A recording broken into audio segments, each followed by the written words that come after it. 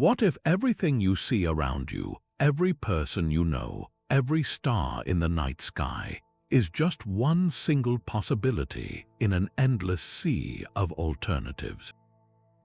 What if our entire universe is merely one page in a cosmic library of infinite volumes, each telling a different version of the story of reality? This isn't just science fiction. It's a question that lies at the very heart of modern physics, a doorway into the bizarre and beautiful world of quantum realities. We are about to dive headfirst into that rabbit hole, a place where the comfortable rules of the world we think we know begin to bend, break, and reveal a cosmos far stranger and more wonderful than we ever imagined. This is a journey to the edges of understanding, where solid matter dissolves into probabilities, where cause and effect get tangled, and where the very act of looking at something can change what it is. For centuries, we've built our understanding of reality on a foundation of predictability.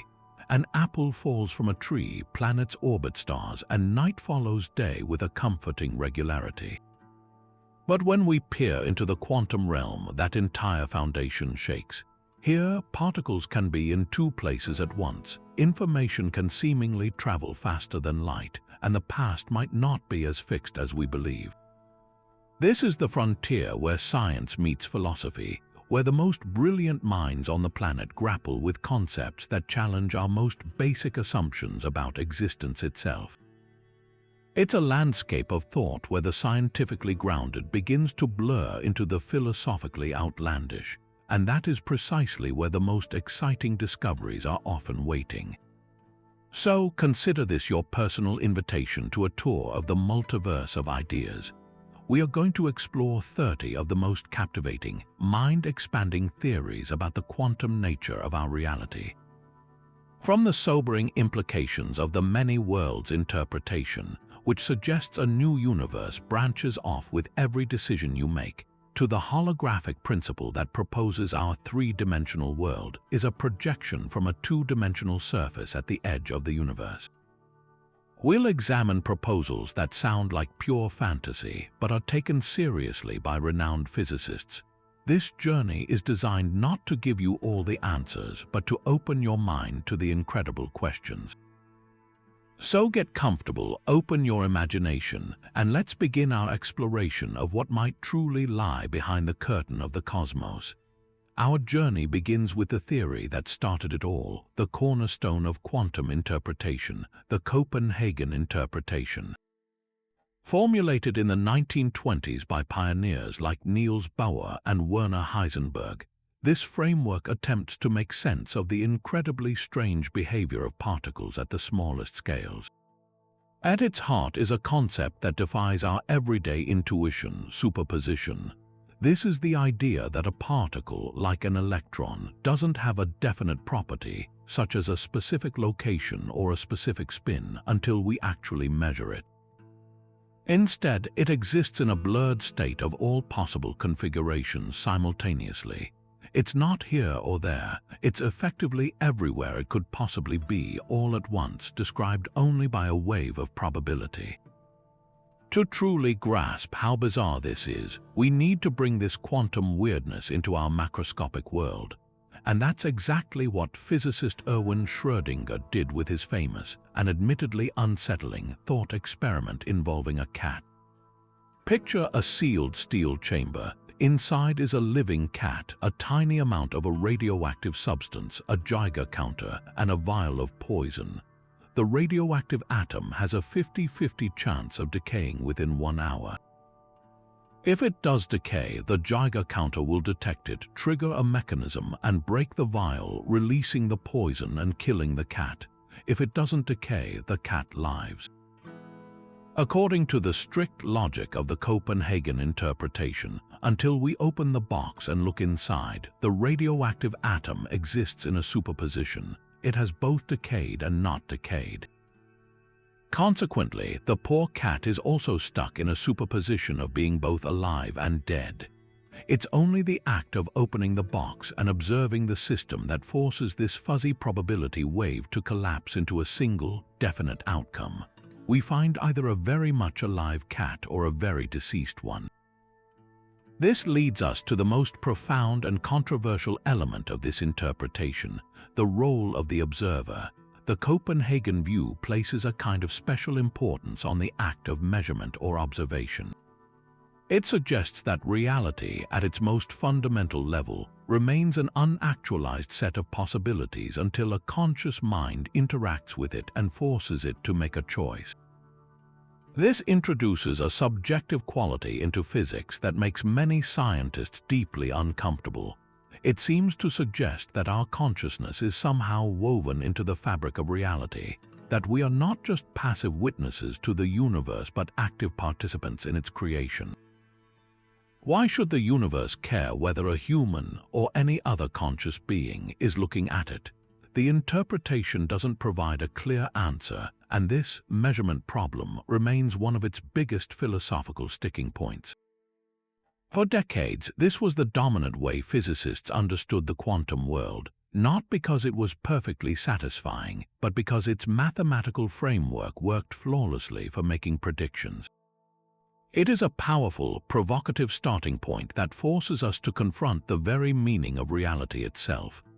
But if the idea of a cat being simultaneously alive and dead due to your observation feels unsettling, then prepare for a theory that offers a radically different, and in some ways even more dizzying, alternative. This is the many worlds interpretation proposed in the 1950s by a brilliant young physicist named Hugh Everett. His idea was born from a deep dissatisfaction with the Copenhagen interpretation's reliance on a mysterious wave function collapse.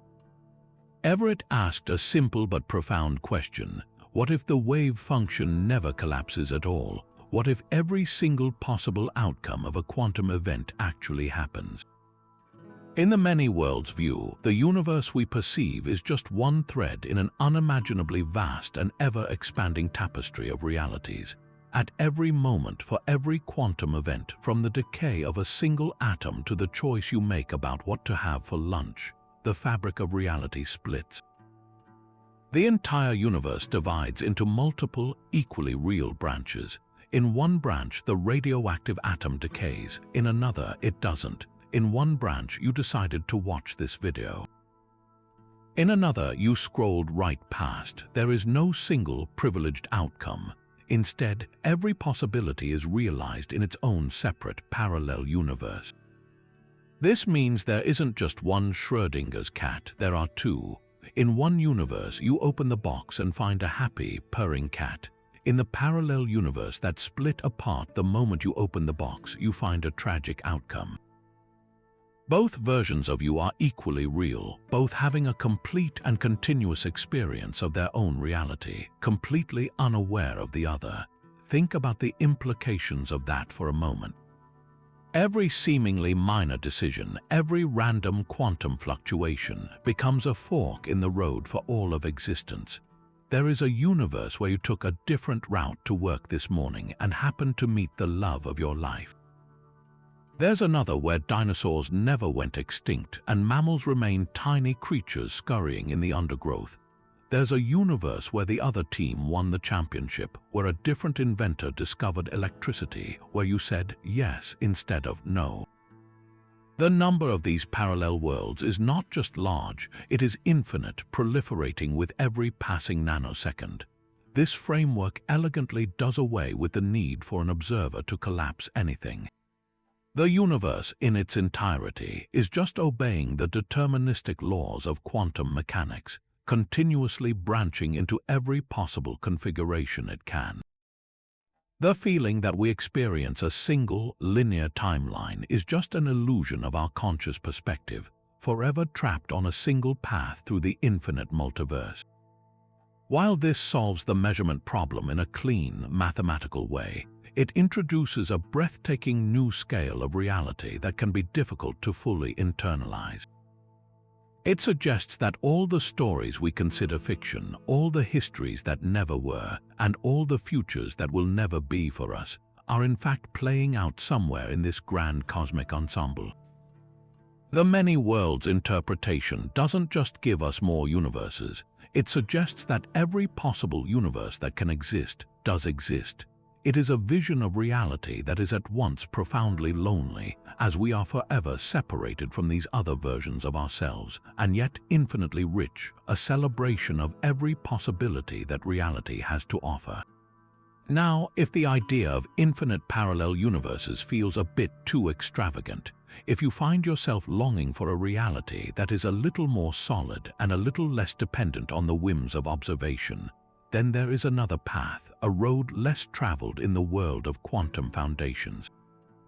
This is the de Broglie-Bohm theory, often called pilot wave theory, and it presents a vision of the quantum world that is refreshingly straightforward, yet profoundly strange in its own way. Its core promise is this: particles are real. They are not fuzzy clouds of probability. They are tiny, definite things that always have a specific position and a specific trajectory, just like a baseball flying through the air. So, what then explains all the bizarre quantum behavior, the interference patterns, and the uncertainty? The answer lies not in the particle itself, but in what guides it, a hidden, underlying force the theory calls the pilot wave. Think of it like this: imagine a tiny boat being guided across a choppy lake. The boat itself has a real, defined location at every moment, but it's not moving under its own power alone. It's being pushed and pulled by the waves and currents of the water around it. In this analogy, the boat is the particle, an electron, say, and the complex, churning water is the pilot wave. This wave is a real, physical field that permeates all of space, and it carries information about the entire experimental setup. It guides the particle along a very specific path, a path that is completely predetermined by the shape of the wave and the particle's starting position. This makes the entire theory deterministic. There is no true randomness, no dice rolling as Einstein famously disliked. Given the exact initial conditions of the particle and the pilot wave, its entire future history is in principle knowable. This stands in stark contrast to the Copenhagen view, where the exact moment a radioactive atom decays is fundamentally unpredictable. So why, if this theory offers such a concrete picture, did it become a footnote in physics history while the Copenhagen interpretation took center stage? The main reason was a powerful philosophical shift championed by Niels Bohr and his colleagues, who argued that it was pointless to talk about a reality that we could not directly observe. Since we can only measure probabilities, they claimed, probabilities are all that truly exist. The pilot wave, being a hidden variable, was deemed unnecessary. Furthermore, a devastating theorem by mathematician John von Neumann was long thought to have mathematically proven that any hidden variable theory was impossible. It was later discovered that von Neumann's proof made a very specific and actually unnecessary assumption that the de Broglie-Bohm theory cleverly sidesteps. But by then, the damage was done. The physics community had largely moved on, and this deterministic alternative was relegated to the fringe. Yet, every few decades, an old idea finds new life. The most compelling modern revival of pilot wave theory doesn't come from a subatomic experiment, but from a beautiful and intuitive demonstration you could almost set up on your kitchen table. In the 2000s, physicists discovered that a vibrating bath of silicone oil can create a classical, visible analogy of quantum behavior. When you place a tiny droplet of the same oil on the surface, it doesn't sink, it bounces. And as it bounces, it creates waves on the surface. The droplet then interacts with the very waves it creates, being pushed along by them. This bouncing droplet, or walker, is guided by its own pilot wave. Astonishingly, these walkers exhibit behaviors we thought were exclusive to the quantum world. When sent towards a barrier with two openings, they don't just go through one slit like a simple bullet. Their guiding wave goes through both slits, interferes with itself, and steers the droplet to specific landing spots, building up an interference pattern over time, one droplet at a time. This is a stunning replication of the famous double-slit experiment, but with a definite particle following a definite path, guided by a real physical wave. It shows that quantum weirdness might not require a fundamental rewrite of reality, but could instead emerge from a deeper, hidden dynamics we are only beginning to understand. So if pilot wave theory offers a hidden, deterministic reality beneath the quantum fray, and many worlds suggests we simply ride one branch of an infinite tree, there is another compelling idea that aims to solve the puzzle from a completely different angle. It asks a very practical question: why don't we ever see quantum superposition in our everyday lives? Why is a cat always definitively alive or dead, and never both the moment we look at it? The answer may lie not in a fundamental collapse of waves or the splitting of universes, but in a ubiquitous and relentless process known as quantum decoherence.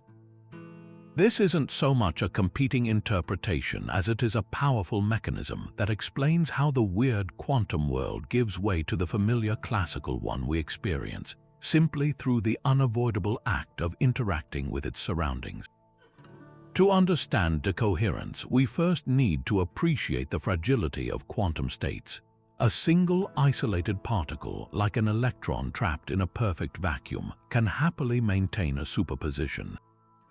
Its wave function can spread out, and the particle can exist in multiple states at once, thanks to a property called quantum coherence. It's the interference between these different possibilities that creates the unique patterns we see in experiments like the double slit. But this delicate state of coherence is incredibly easy to disrupt. The moment this quantum system begins to interact with its environment, when a single photon of light bounces off it, or a stray air molecule collides with it, something fundamental changes. Information about the particle's state leaks out into the environment. It's as if the environment is constantly measuring the system, not with a conscious observer, but through simple physical interactions. A powerful way to visualize this is to think of a coin spinning on its edge on a table. While it's spinning furiously, it isn't truly heads or tails. It's in a kind of classical superposition of both states. You can't assign a definite value to it, but it can't spin forever. Air resistance, vibrations from the floor, the friction of the tabletop. All these environmental factors slowly rob the coin of its energy and its ambiguous state. Very quickly, the coin decoheres. It loses its superposition and settles into a single, definite outcome, either heads or tails lying flat on the surface. The quantum equivalent is similar. A system in a superposition is like that spinning coin, and the countless particles in the surrounding environment are like the air and the table vibrations. They constantly bump into the system, learning which state it is in, and in the process destroying the delicate phase relationships that allow for superposition and interference. The quantum magic leaks away into the vastness of the environment, and what we are left with is a system that appears to have a single classical property. This process helps to explain the crucial difference between the quantum and classical realms without invoking a conscious observer. In the famous Schrödinger's cat scenario, the problem is that we treat the entire sealed chamber as an isolated quantum system. But decoherence tells us it's not isolated at all. The radioactive atom is constantly interacting with the air molecules in the box. The Geiger counter is a massive object made of trillions of atoms, all interacting with each other and with the atom. The cat itself is an unimaginably complex and warm environment. Long before you even think about opening the box, decoherence has already occurred. The countless interactions within the box have effectively measured the system, causing it to settle into one of the two possible states: atom decayed or not decayed, cat alive or dead, on a timescale far too fast for us to perceive. By the time you lift the lid, the quantum superposition has already been reduced to a classical certainty by the cat's own existence. So how does decoherence fit with the interpretations we've already discussed? It provides a beautifully physical explanation for the how of wave function collapse that the Copenhagen interpretation simply postulated as a mystery. For a Copenhagen supporter, decoherence describes the process that makes the collapse irreversible. explaining why we never see macroscopic superpositions. For a proponent of the many worlds interpretation, decoherence is the mechanism that creates the branches. It explains why the different branches of the wave function become separate and unable to interfere with each other, because the information about each branch has become encoded in the environment in mutually inaccessible ways. Your branch where the cat is alive includes an environment that knows the cat is alive, and that environmental record is forever separated from the branch where the cat died. In this view, the wave function never actually collapses. It just appears that way from our limited perspective within one decohered branch. Decoherence doesn't tell us which interpretation is ultimately correct, but it gives all of them a crucial piece of the puzzle, a dynamical, mechanical reason for the emergence of the classical world from the quantum foundation. It tells us that the solidity of our reality is not a fundamental property, but an emergent one, born from the relentless and noisy conversation between every object and its surroundings. If the idea of an environment constantly measuring a system through decoherence still doesn't feel like a final answer, if it seems to just push the question of the observer one step back, then prepare for a theory that confronts that question head-on in the most radical way possible. This is the von Neumann-Wigner interpretation, a framework that places human consciousness itself at the very center of the quantum drama, suggesting that it is the mind of the observer that ultimately forces the blurry world of probability to snap into a single, definite reality. This idea was seeded by the brilliant mathematician John von Neumann, who, in his meticulous analysis of the measurement process, concluded that there was no logical place within the chain of physical events to insert the wave function collapse. From the quantum system to the measuring apparatus to the physicist's own retina and brain, everything could, in principle, be described by a single, ever-expanding wave function. The collapse, he argued, must happen somewhere outside this physical chain. His colleague, the Nobel laureate Eugene Wigner, took this reasoning to its ultimate conclusion, proposing that the final, irreducible measuring device is not a piece of machinery, but the conscious mind of the person observing the result. To understand the power of this argument, let's revisit our friend Schrödinger's cat, but this time through Wigner's eyes. Imagine that Wigner's friend is the one performing the experiment. He enters the laboratory, seals the door, and sets up the apparatus with the cat, the poison, and the radioactive atom. An hour passes. From outside the lab, Wigner considers the state of the entire system.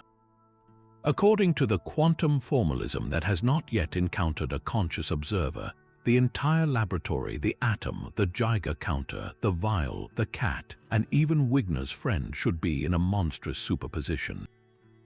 The wave function would describe a reality where Wigner's friend is in a superposition of having seen a live cat and being happy, and having seen a dead cat and being sad. There is no physical interaction that has collapsed this state. The friend's physical body and brain are just part of the quantum mechanical system. However, the moment Wigner opens the door and asks his friend what he saw, the friend will give a single, definite answer. He will say with certainty, the cat is alive or the cat is dead. He will never report experiencing a blurry state of both. Wigner argued that it was his own conscious act of asking the question and becoming aware of the answer that finally collapsed the gigantic wave function encompassing the entire laboratory, retroactively determining not just the fate of the cat, but the entire conscious experience of his friend inside. The philosophical weight of this idea is staggering. It elevates consciousness from a passive byproduct of brain activity to an active, fundamental force in the universe, a kind of cosmic author that writes reality into existence through the act of perception. It resonates with certain idealist philosophies that posit consciousness as the primary substance of the cosmos, with the material world being a manifestation of it. In this view, the moon isn't there when nobody is looking, not because it winks out of existence, but because its definite properties are not actualized. It exists only as a cloud of potentiality until a conscious mind directs its attention toward it and pins it down to a specific location in space and time. This perspective offers a deeply anthropocentric vision of reality, one that many find intuitively satisfying on a poetic level, as it seemingly restores our special place in the cosmos that classical physics had stripped away. However, this interpretation faces a torrent of criticism, most of which centers on one incredibly slippery word: consciousness. The theory provides no definition, no mechanism, and no boundary for what qualifies as an observer capable of collapsing the wave function.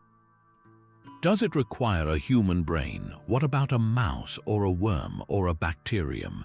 Is a sophisticated artificial intelligence, if it ever becomes self-aware, capable of causing collapse? The theory risks creating an arbitrary divide in nature, a shut up and calculate approach replaced by a shut up and contemplate one that lacks any scientific rigor. Wigner himself eventually grew skeptical of his own idea, largely because of this problem and the rise of the decoherence program, which showed how classicality could emerge without invoking consciousness at all. Furthermore, the interpretation leads to bizarre questions about the history of the universe. If a conscious observer is required to collapse a quantum state, then what happened for the billions of years before life evolved? Was the entire universe in an indeterminate superposition until the first primitive organism with some minimal level of awareness looked at it? This seems like an untenable proposition, suggesting that the past itself was somehow created by the first conscious beings to observe its remnants in the present. Despite these profound difficulties, the von Neumann-Wigner interpretation remains a fascinating landmark in the history of quantum thought, a bold and unflinching attempt to grapple with the deep mystery of where the quantum world ends and the world of definite experience begins. But what if the transition from the quantum to the classical world isn't an illusion born of infinite branching or a consequence of our own consciousness, but is instead driven by a fundamental, spontaneous process woven into the very fabric of reality? This is the compelling proposition of objective collapse theories, and one of the most prominent of these is the Gerardi-Rimini-Weber model, or GRW. Proposed in the 1980s, this theory offers a different kind of solution to the measurement problem, one that introduces a tiny, random, but fundamentally physical event that forces the wave function to collapse all on its own without any observer required. The core idea is both simple and revolutionary. Quantum superpositions are inherently unstable. A particle can only exist in a blurred state of multiple possibilities for a certain amount of time before it spontaneously and randomly clicks into a single, definite state. This process is governed by two new fundamental constants of nature. The first is the collapse rate, which dictates how often a single particle will spontaneously localize. In the GRW model, this happens very, very rarely for an individual electron. It might only occur once every 100 million years. That seems far too infrequent to explain why we never see superpositions in our daily lives. But here's the clever part. The second constant is a tiny spatial width that defines how precisely the particle is localized when it does collapse. The true power of the theory emerges when you consider not just one particle, but the complex objects that make up our world. A baseball, a cat, or even a dust mote is an entangled system of a staggering number of particles, trillions upon trillions of atoms all linked together. While any single particle in that cat is very unlikely to collapse on its own, the probability that at least one of the countless particles in the cat will undergo a spontaneous collapse becomes overwhelming. And because these particles are entangled, the collapse of just one single particle is enough to trigger the collapse of the entire system's wave function almost instantly. It's like a single tiny domino that, when it falls, causes an entire, vast domino structure to collapse in a single moment. In the case of Schrödinger's cat, the superposition would last for only a minuscule fraction of a second before a spontaneous collapse inside the cat, the Geiger counter, or even the air in the box would snap the entire system into a definite state of either a live cat or a dead one. This introduces a novel and profound element into physics, a tiny bit of true, fundamental randomness.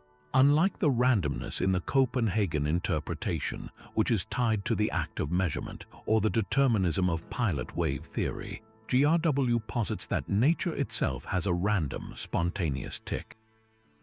It's not that God plays dice with the universe when we look at it, as Einstein complained. It's that the universe is playing dice with itself all the time at a very low level. This randomness is not a flaw but a feature, the proposed mechanism that continuously resolves quantum possibilities into classical certainties.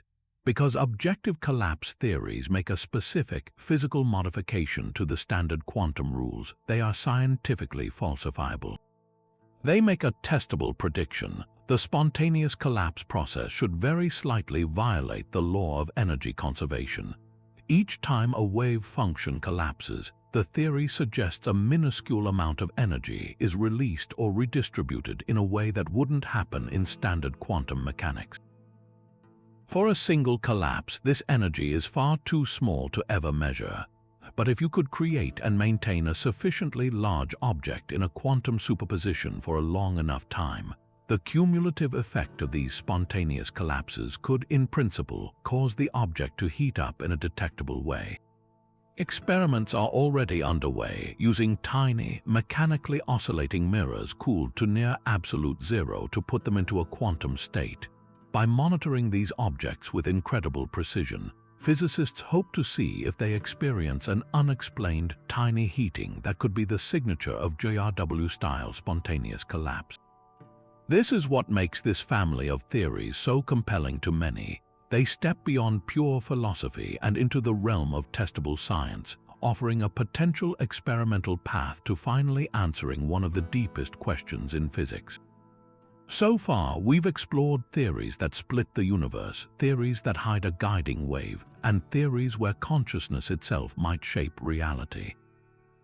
But what if the solution to the quantum puzzle isn't found by looking deeper into space, but by looking differently at time itself?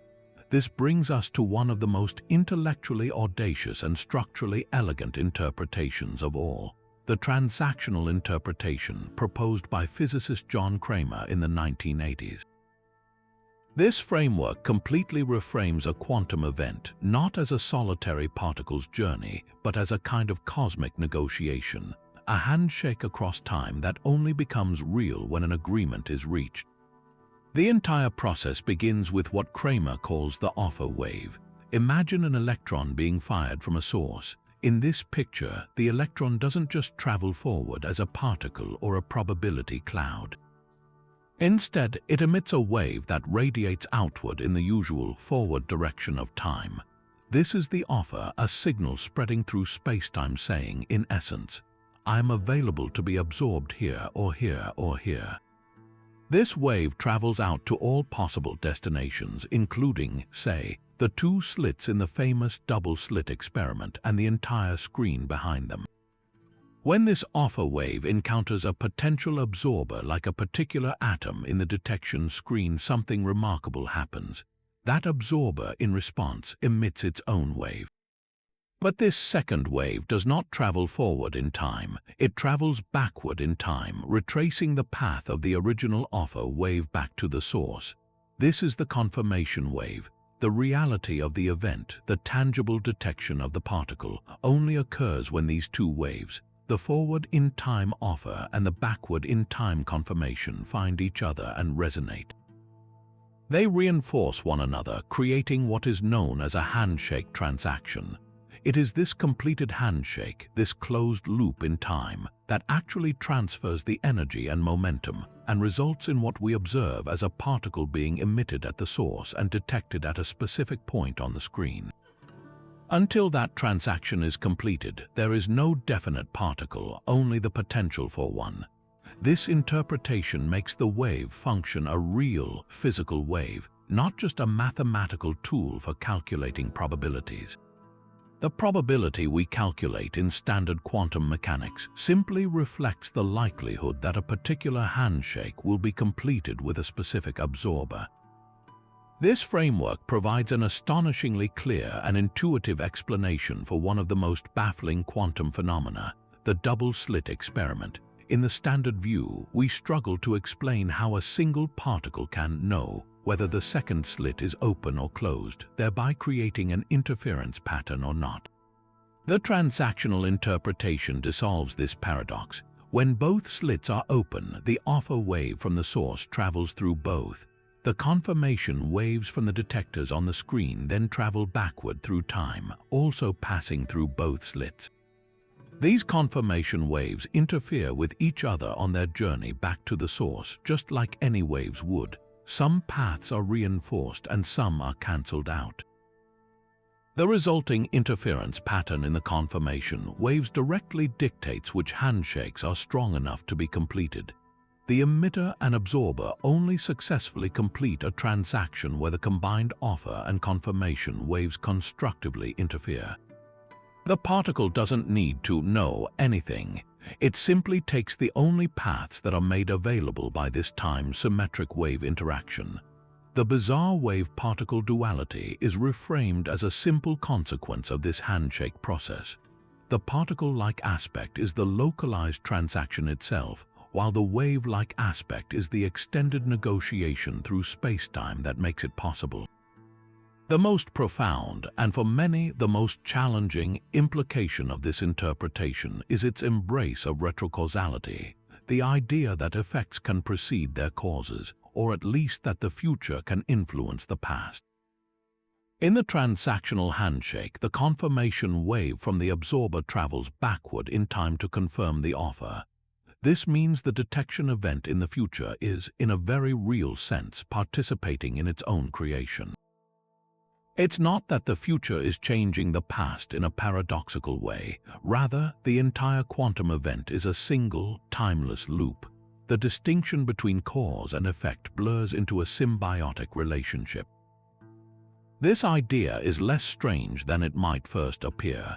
In the equations of fundamental physics, like those of quantum electrodynamics which the transactional interpretation seeks to explain, time is often perfectly symmetrical. The laws work just as well going backward as forward. The transactional interpretation simply takes this mathematical symmetry at face value and builds a physical picture from it. It suggests that our stubborn, classical intuition of a rigid, one-way arrow of time may be the real illusion, a large-scale emergent property that vanishes when we examine the fine-grained details of reality. While the notion of influence from the future remains deeply controversial, it offers a stunningly elegant and paradox-free account of the quantum world, painting a picture of a universe where every event is a delicate and reciprocal agreement woven between the past and the future. While the transactional interpretation invites us to consider a reality where the future and past converse, cubism or quantum Bayesianism, takes us in a completely different direction, one that is in many ways far more personal. This modern interpretation proposes a radical solution to the quantum puzzles by shifting the entire focus from the cosmos to the individual agent. Cubism asserts that the probabilities at the heart of quantum mechanics are not statements about an objective external world. They are not frequencies or inherent properties of particles. Instead, they are subjective Bayesian degrees of belief. They represent the best possible bets a particular user of quantum mechanics, a physicist, a person, an agent, can make about their own future experiences. In this view, quantum mechanics is not a map of the territory. It is a personal guidebook for navigating the wild and uncertain terrain of reality. This perspective fundamentally reframes what we mean by a quantum state. In most interpretations, the wave function is something that describes a system out there in the world. In cubism, the wave function is not out there at all. It resides squarely inside the head of the agent. It is a compendium of that agent's expectations, a catalogue of their personal beliefs and readiness to gamble on what will happen next when they interact with the world. When a physicist assigns a 50% probability to an electron having spin up, they are not saying the electron is objectively in a blurred state. They are saying, given everything I know, I would place an even odds bet that my next measurement will yield the result spin up. The quantum formalism, then, becomes an incredibly powerful and sophisticated set of rules for how an agent should update their personal beliefs in the face of new experiences. It is the ultimate tool for managing uncertainty in a world that is inherently unpredictable for the individual. This personalist approach has a remarkable power to dissolve some of quantum theory's most stubborn paradoxes. Let's revisit the infamous Schrödinger's cat. For a cubist, the question of whether the cat is alive and dead before we look is a category error, a fundamentally misguided question. The superposition is not a description of the cat's objective condition. It is a statement about the state of knowledge, or more precisely, the state of expectation of the person outside the box. That person, lacking any information, is rationally compelled to assign equal probability to the two possible experiences they might have upon opening the box, seeing a live cat or seeing a dead one. The moment they open the box and have a new experience, they violently update their personal wave function. The superposition wasn't a physical thing that collapsed, it was a personal belief that became obsolete in the face of new data. The cat itself was never in a paradoxical state, it was always one thing or the other. The paradox existed only in the agent's incomplete information. This logic extends beautifully to the double-slit experiment. The wave-like interference pattern isn't evidence that a single particle magically goes through both slits. For a cubist, the interference pattern simply reflects the optimal betting strategy for an agent who knows the experimental setup, but does not know which specific point on the screen will light up. The quantum rules compel the agent to assign probabilities that result in the interference bands. If the agent chooses to install a detector to see which slit the particle goes through, they are conducting a different kind of experiment, one that gives them a different piece of information sooner. This new information requires them to completely revise their probability assignments, leading to a new betting strategy that now predicts two simple clumps on the screen, not an interference pattern. The particle didn't change its behavior, the agent changed their state of knowledge, and therefore their expectations for their future experience. All of the seeming weirdness and observer dependence of quantum mechanics is recast as a natural consequence of the fact that the theory is a user's manual, not a builder's blueprint. Of course, this raises a profound question. If quantum states are purely subjective, how is it that we all seem to share a consistent, objective-looking world? Why do your measurements and my measurements generally agree? Cubism answers this by appealing to the shared nature of experience and the power of communication. When you and I both look at the moon, we are not confirming the existence of an objective moon in itself. We are each having a private, subjective experience. However, we can then communicate with each other. I can tell you, I see the moon, and you can tell me, I also see the moon. Our personal, internal wave functions are updated not just by our direct sensory experiences, but also by the experiences others report to us. This network of shared communication and common interaction with our environment creates a stable, intersubjective consensus that we all call objective reality. It's a powerful, shared story we all tell each other, one that is remarkably consistent because we are all made of the same stuff and interacting with the same world, even if our individual take on it is fundamentally personal. Cubism doesn't deny there is a real world out there. It just insists that quantum mechanics is not a direct picture of it. It is a tool that each of us uses to navigate that world successfully, a framework for turning the shocking, raw data of our senses into a coherent and actionable guide for living. Now, if Cubism makes reality a deeply personal affair, a kind of internal guidebook for navigating life, then the participatory anthropic principle takes this relationship between the observer and the cosmos and pushes it to its ultimate, most cosmic extreme. This idea, championed by the legendary physicist John Archibald Wheeler, suggests that we are not just passive passengers in the universe and not just individuals updating our private beliefs. Instead, we are active participants in a grand cosmic cycle, essential actors in a drama that brings the entire universe into a tangible state of existence. Wheeler's vision was breathtakingly vast. He proposed that the universe can only come into being because it eventually gives rise to life and consciousness, and that this consciousness, in turn, is required to give the universe its definite form. It's a closed loop of creation, a universe that bootstraps itself into reality through the act of being observed. To grasp this, we need to understand Wheeler's famous phrase, "it from bit." In this view, the most fundamental substance of the universe is not matter, not energy, not even tiny vibrating strings. The most fundamental thing is information. Every particle, every force, every field is ultimately manifested by an answer to a yes or no question, a bit of information. When an experiment yields a definite result, when an observation is made, a bit of information is generated. A photon is measured here, not there. An electron has spin up, not down. This act of establishing a fact, of asking a question and getting an answer, is not just reading a pre-existing reality. According to Wheeler, this process creates the reality we call it, the world of tangibles from the abstract realm of information, the bit. The universe is built, event by event, from an immense number of such elementary acts of observer participancy. We are not just living in a universe of information. We are agents through which the universe concretizes itself from that information. This philosophical framework finds one of its most startling expressions in a modern twist on the classic double-slit experiment, a setup known as the delayed choice quantum eraser.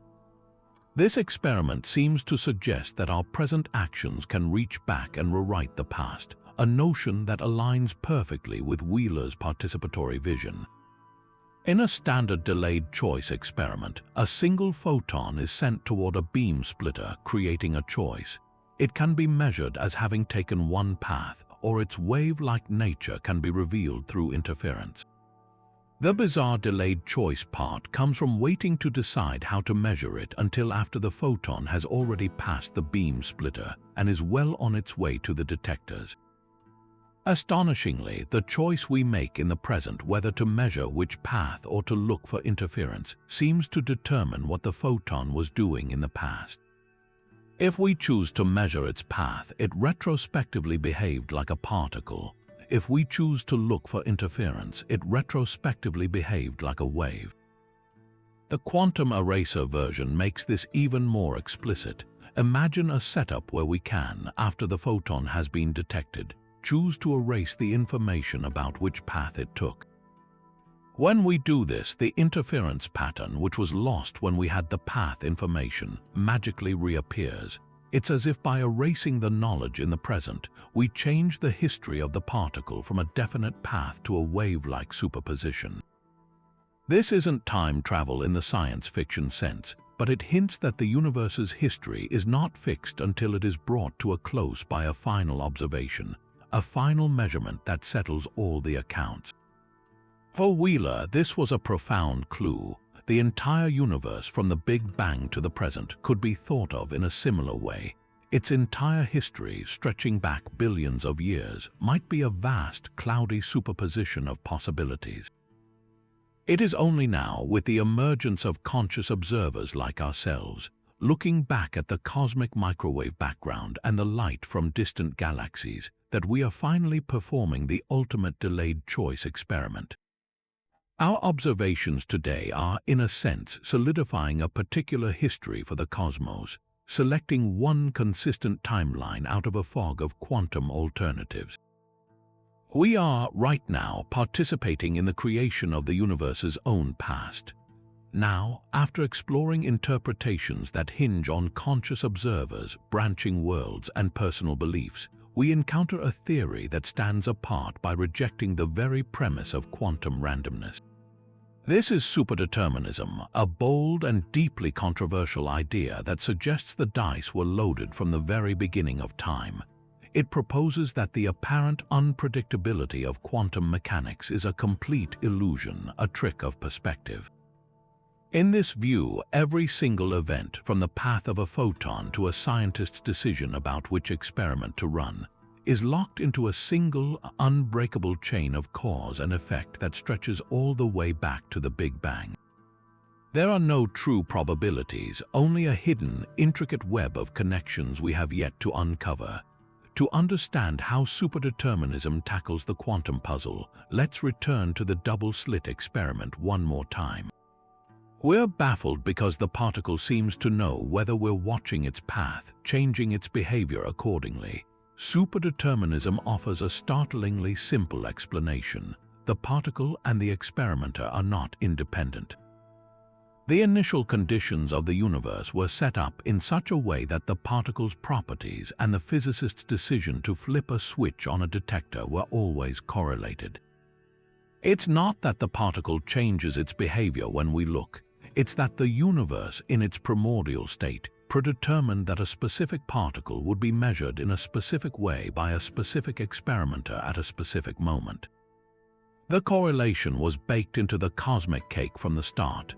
The spooky connection isn't spooky at all, it's just a reflection of a hidden, universal harmony where everything is causally linked. This leads to the most profound and troubling implication of the theory. Its challenge to free will and the very foundations of scientific inquiry. If superdeterminism is correct, then the feeling that you are making a free choice to continue watching this video is just that, a feeling. The neurological processes in your brain that led to that decision were themselves the inevitable consequence of the state of the universe microseconds after the Big Bang. Every thought, every action, every seemingly random quantum jump was foreordained. This is a level of determinism that makes the pilot wave theory seem almost libertarian by comparison. But the criticism goes even deeper, striking at the heart of the scientific method.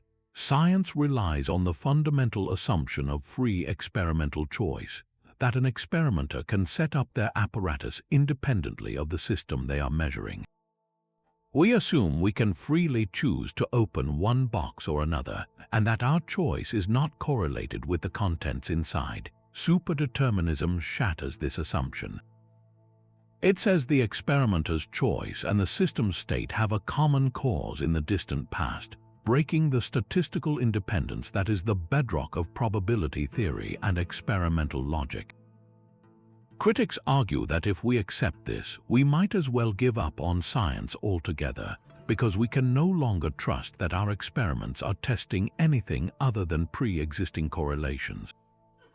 Proponents of the theory, like Nobel laureate Gerard T. Hooft, counter this by arguing that we are not abandoning science, but rather refining our understanding of causality. They suggest that the apparent randomness we see is a product of our ignorance, much like the chaos of a gas molecule's path appears random until you track every single collision. In this view, there is a deeper, more complex layer of physics beneath quantum mechanics, a deterministic layer with hidden variables so intricate that their patterns are, for all practical purposes, impossible for us to untangle. Our inability to predict quantum outcomes isn't a fundamental feature of nature, but a limitation of our perspective, much like a single character in a vast, pre-written novel cannot foresee the plot. While this idea remains on the fringes of physics due to its philosophical heavy lifting, it serves as a powerful reminder of how deeply our assumptions about freedom and independence are woven into our search for truth, forcing us to question whether the universe is truly capricious or if we are simply unable to see the grand, deterministic tapestry of which we are all a part. If the idea of a pre-written cosmic script leaves you searching for a vision of reality that is both structured and profoundly strange, then prepare to have your understanding of dimensions turned inside out. We are about to explore the holographic principle, a concept so radical it challenges our most basic perception of the space we inhabit. What if the three-dimensional world we see and touch the depth of a canyon, the arc of a baseball, the vast expanse between galaxies is nothing more than a magnificent illusion? What if our universe is actually a hologram, an incredibly detailed projection of information encoded on a distant, two-dimensional surface? This isn't a metaphor from science fiction. It is a serious proposal that emerges from the fiery crossroads of black hole physics, string theory, and quantum gravity, and it may just be the key to unifying the greatest puzzle in modern physics. To understand how such a mind-bending idea could ever be taken seriously, we must first journey to the edge of a black hole. In the 1970s, a young physicist named Jacob Bekenstein made a startling proposition. He argued that a black hole, an object so dense that not even light can escape it, must have a property called entropy. Entropy is a measure of disorder or randomness, and in thermodynamic terms, it is also a measure of the information content of a system. The more disordered something is, the more information is required to describe its precise configuration. Bekenstein realized that when matter falls into a black hole, it disappears from our observable universe. But according to a fundamental principle of quantum mechanics, information can never be truly destroyed. So, where does that information go? Bekenstein suggested it isn't lost, it is somehow encoded on the black hole's boundary, its event horizon. The event horizon is the point of no return, a two-dimensional spherical surface from which nothing can escape. He calculated that the maximum amount of information, or entropy, a black hole can contain is proportional to the area of its event horizon, not to its volume. This was a revolutionary departure from everyday experience. For any ordinary object, a book, a star, a gas cloud, the amount of information it can hold is proportional to its volume.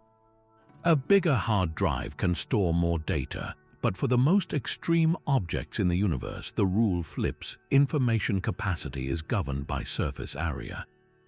This seed of an idea was soon watered by the work of Stephen Hawking, who discovered that black holes are not completely black.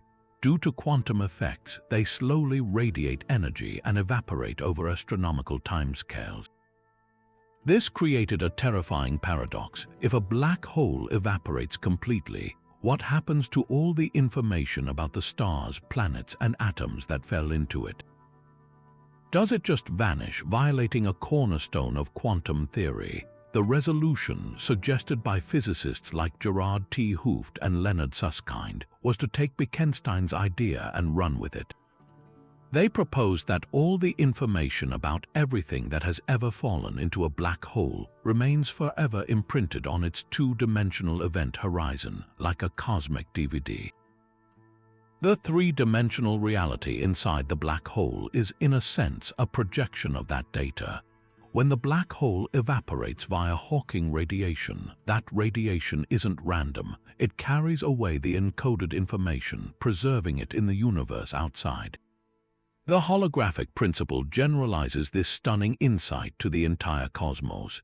If a region of space with a boundary can have its entire physical content described by information on that boundary, then perhaps our entire universe, which we can think of as having a cosmological horizon, operates on the same principle.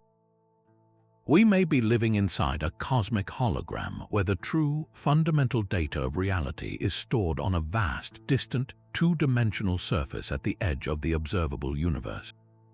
So, what would this mean for the fabric of our daily reality? It implies a fundamental limit to how finely we can divide space and time, a kind of ultimate pixelation of the cosmos.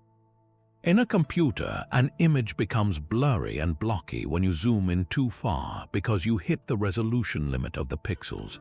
The holographic principle suggests space-time itself has a resolution limit. The universe isn't infinitely smooth. It is made of incredibly tiny, discrete bits of space-time, with the smallest possible area being the Planck area, a scale so minuscule it is a billionth of a trillionth of a trillionth the size of a proton. The total number of these fundamental pixels that make up our universe is staggeringly large, but it is finite. And according to the holographic math, that number is exactly equal to the number of bits of information that could be stored on our universe's two-dimensional boundary. Every event, every particle, every force interaction we experience in 3 dimensions is a translation of data processed on that remote, lower-dimensional screen. The solidity of your chair, the warmth of the sun, the complexity of your thoughts, all of it could be the result of a cosmic projection so perfect and so detailed that it is indistinguishable from a genuine 3-dimensional reality. This leads us to the principle's most profound promise, the potential unification of general relativity and quantum mechanics. Einstein's theory of gravity describes the cosmos on the largest scales, where spacetime is a smooth, dynamic fabric that bends and warps. Quantum mechanics describes the bizarre, probabilistic world of the very small. The two theories have been famously incompatible for a century. Gravity refuses to be quantized in the same way as the other forces. The holographic principle offers a way out by changing the nature of the problem entirely. In this framework, gravity in our 3-dimensional world is not a fundamental force.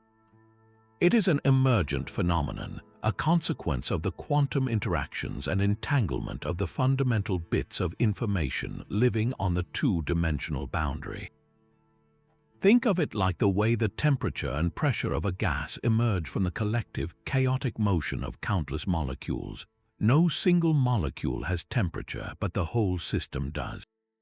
Similarly, gravity and the very curvature of spacetime may not be primary ingredients of the universe, but secondary effects that arise from a deeper, information-based reality. We are not seeing the true engine of the cosmos. We are seeing the shadow it casts, a holographic illusion of breathtaking complexity and consistency. The search for a theory of everything may not be about quantizing gravity, but about understanding the holographic code from which gravity and all of reality emerges. While the holographic principle reimagines reality as a projection, another formidable approach to the quantum gravity problem takes a more direct route, aiming to rewrite the very definitions of space and time from the ground up. This is loop quantum gravity, or LQG, a theory that stands as the primary competitor to string theory in the quest to unite Einstein's general relativity with the quantum world. Its fundamental premise is both radical and elegant. Space and time are not smooth and continuous as we intuitively experience them. Instead, they are granular, composed of tiny, discrete, indivisible units. In this view, if you could zoom in on the fabric of spacetime with a hypothetical microscope of infinite power, you wouldn't see an infinitely divisible smoothness. You would eventually hit the fundamental pixels of reality, a woven tapestry of finite loops. The central image of this theory is right in its name, loops. Loop quantum gravity proposes that space itself is not a blank stage but a dynamic network of intersecting loops called a spin network. Picture it as an incredibly complex, ever-changing web of energy and information, with each individual thread representing a tiny, quantized unit of area. The intersections or nodes of this web represent quantized volumes. This isn't a web in space, this web is space. The familiar 3-dimensional geometry we move through emerges from the vast, complex connections within this network. And just as the frames of a film create the illusion of continuous motion, the progression of reality is a series of these spin networks evolving from one state to another. This sequence of evolving networks is known as a spin foam, a frothy, bubbling structure that represents spacetime itself, capturing both the geometry of space and the flow of time in a single quantized framework. This granular picture of the cosmos leads to one of LQG's most profound cosmological predictions, the elimination of the ultimate cosmic dead end, the singularity. In Einstein's general relativity, singularities are points of infinite density and curvature where the laws of physics break down. They lurk at the center of black holes and perhaps most famously at the very beginning of our universe in the Big Bang. Loop quantum gravity's discrete spacetime offers a compelling escape from this infinity. Because there is a smallest possible volume, matter and energy cannot be compressed into an infinitely small point. There is a fundamental limit to how tightly reality can be squeezed. As we rewind the cosmic clock back towards the Big Bang, the density and temperature rise to staggering levels, but just as a spring compresses only so far, the quantized fabric of spacetime resists total collapse. The gravitational attraction reaches a maximum and then, according to LQG, becomes repulsive. This suggests that our universe did not begin from a singular point of infinite density, but rather from a great rebound, a big bounce. Our entire cosmic history, in this view, could be one chapter in an endless cyclic universe expanding from a previous contraction. The Big Bang was not the beginning of time and space, but a transformative phase where a prior universe collapsed and then bounced back into the expansion we observe today. Despite its elegant resolution of the singularity problem, loop quantum gravity faces its own set of significant challenges, the most prominent being its current difficulty in reconciling with the immensely successful standard model of particle physics. While LQG provides a beautiful quantum description of spacetime itself, it has so far struggled to naturally incorporate the particles and forces that lie within that spacetime.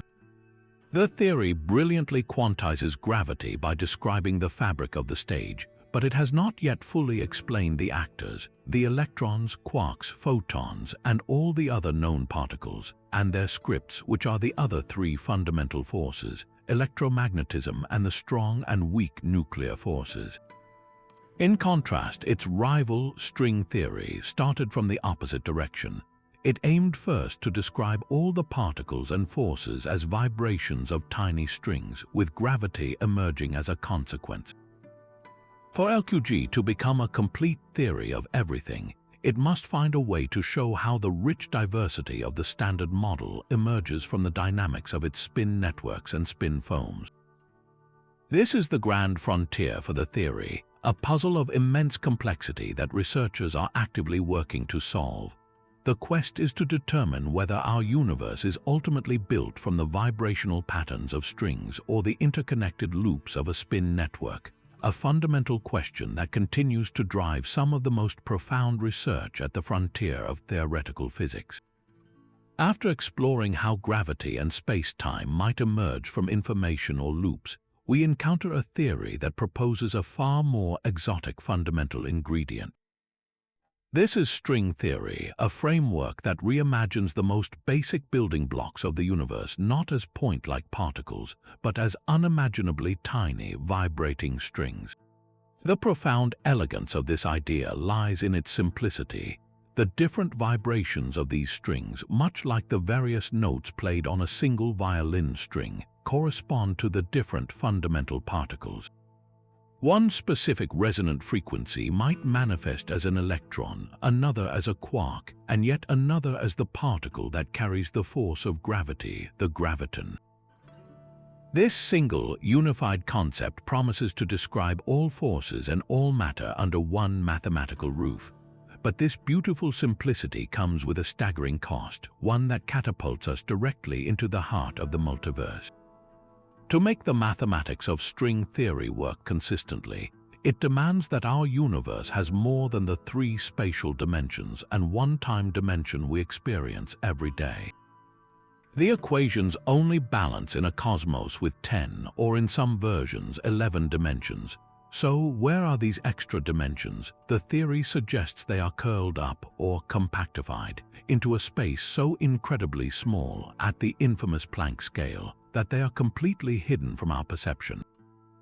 Think of a long, thin garden hose. From a distance, it appears to be a simple one-dimensional line. But if you were an ant crawling on its surface, you would discover a second dimension, the circular dimension that goes around the hose. In an analogous way, every point in our familiar three-dimensional space could harbor a tiny 6- or 7-dimensional geometric shape, a configuration known as a Calabi-Yau manifold. The specific way these extra dimensions are folded and twisted is absolutely critical, as their geometry dictates the physical laws we observe, from the mass of an electron to the strength of gravity. And here is where the doorway to the multiverse swings wide open. There isn't just one unique way to compactify these extra dimensions.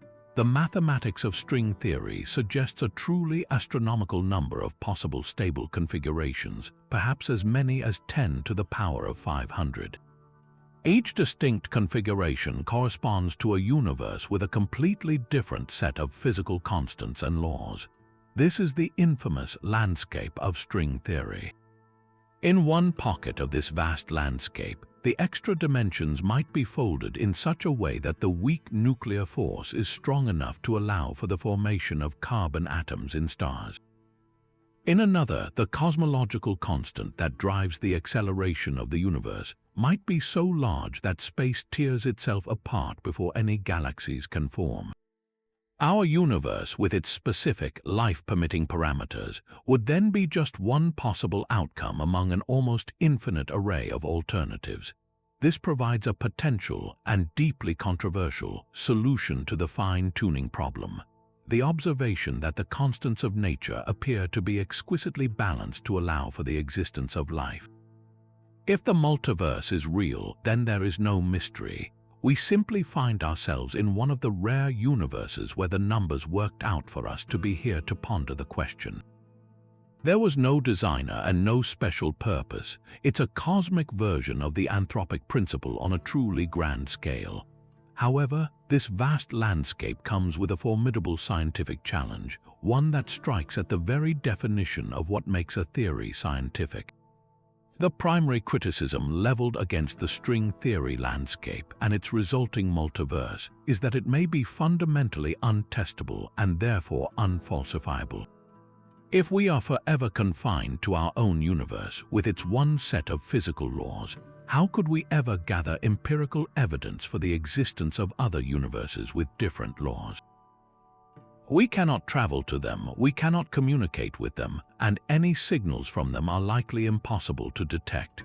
This leads many critics to argue that the string theory multiverse has crossed the line from physics into the realm of metaphysics or pure philosophy.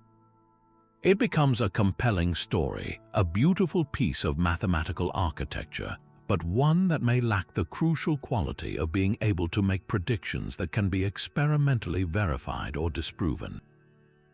Proponents of string theory counter that indirect evidence might one day be found, perhaps in the precise pattern of the cosmic microwave background radiation, or through a deeper understanding of the theory that reveals a unique, testable signature. But for now, the debate rages on, forcing the scientific community to grapple with a profound question. In our quest to understand the ultimate nature of reality, are we allowed to entertain theories that are mathematically consistent and elegantly unifying, even if they may forever lie beyond the reach of direct experimental confirmation?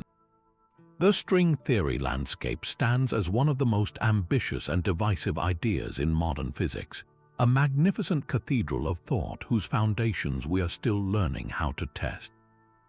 Now, if the holographic principle and loop quantum gravity suggest a pixelated universe, and string theory implies a landscape of possibilities, we arrive at a theory that takes this digital flavor and runs with it in the most provocative direction imaginable. This is the simulation hypothesis, the idea that our entire universe, with all its galaxies, life, and consciousness, is not a fundamental reality but an incredibly sophisticated computer simulation, much like a hyper-advanced video game. What if the quantum weirdness we've been exploring, the probabilities, the discrete jumps, the observer dependence, are not features of a base reality, but simply artifacts of the code that renders our existence? The argument often begins with a philosophical proposition, most famously formalized by the philosopher Nick Bostrom in 2003. He suggested that at least one of three possibilities is very likely true. First, that almost every civilization like ours goes extinct before reaching a level of technological maturity capable of creating realistic simulations. Or second, that even if they reach that stage, they have zero interest in running such simulations. But if both of these are false, then the third proposition becomes overwhelmingly probable, that we are almost certainly living in a simulation. The logic is a simple numbers game. If even one advanced civilization survives and decides to run a large number of simulations of their own ancestral past, then the number of simulated minds would vastly outnumber the one original set of biological minds in the base reality. Therefore, if you pick a conscious being at random, the odds are staggeringly high that you are one of the simulated ones. This statistical reasoning has captured the imagination of tech leaders like Elon Musk, who has argued publicly that the chance we are in base reality is only about 1 in billions. But is there any scientific reason to take this idea seriously beyond a statistical guess? Proponents point directly to the lessons from quantum mechanics. The fact that reality appears to be quantized, that energy, momentum, and even space-time itself come in discrete, indivisible packets fits remarkably well with the architecture of a digital simulation. In a computer, everything is ultimately made of bits, the fundamental ones and zeros that form a finite, discrete foundation for even the most complex virtual worlds. The Planck length and Planck time, the smallest possible units of space and time, could be seen as the ultimate resolution of the simulation, the pixel size of our reality.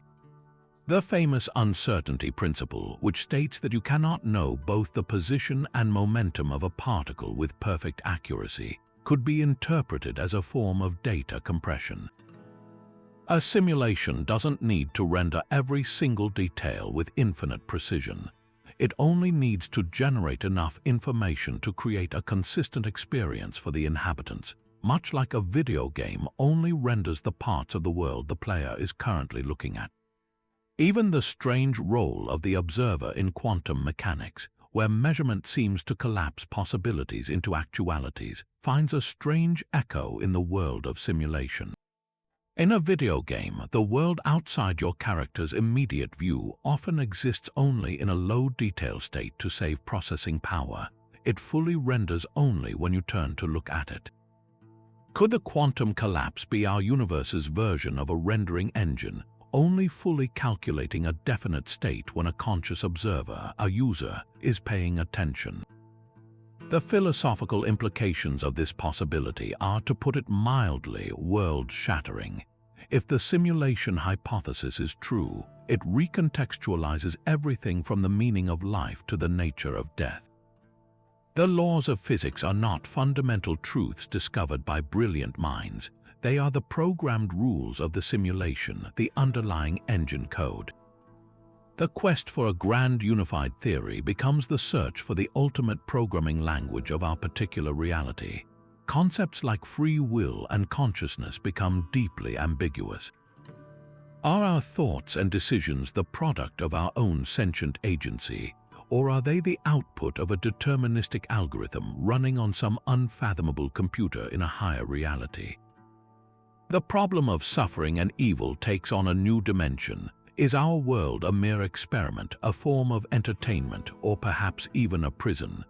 The simulation hypothesis doesn't provide answers to these questions, but it reframes them in the most disorienting way, forcing us to consider that our entire existential struggle might be playing out on a stage that is not, in the final analysis, real.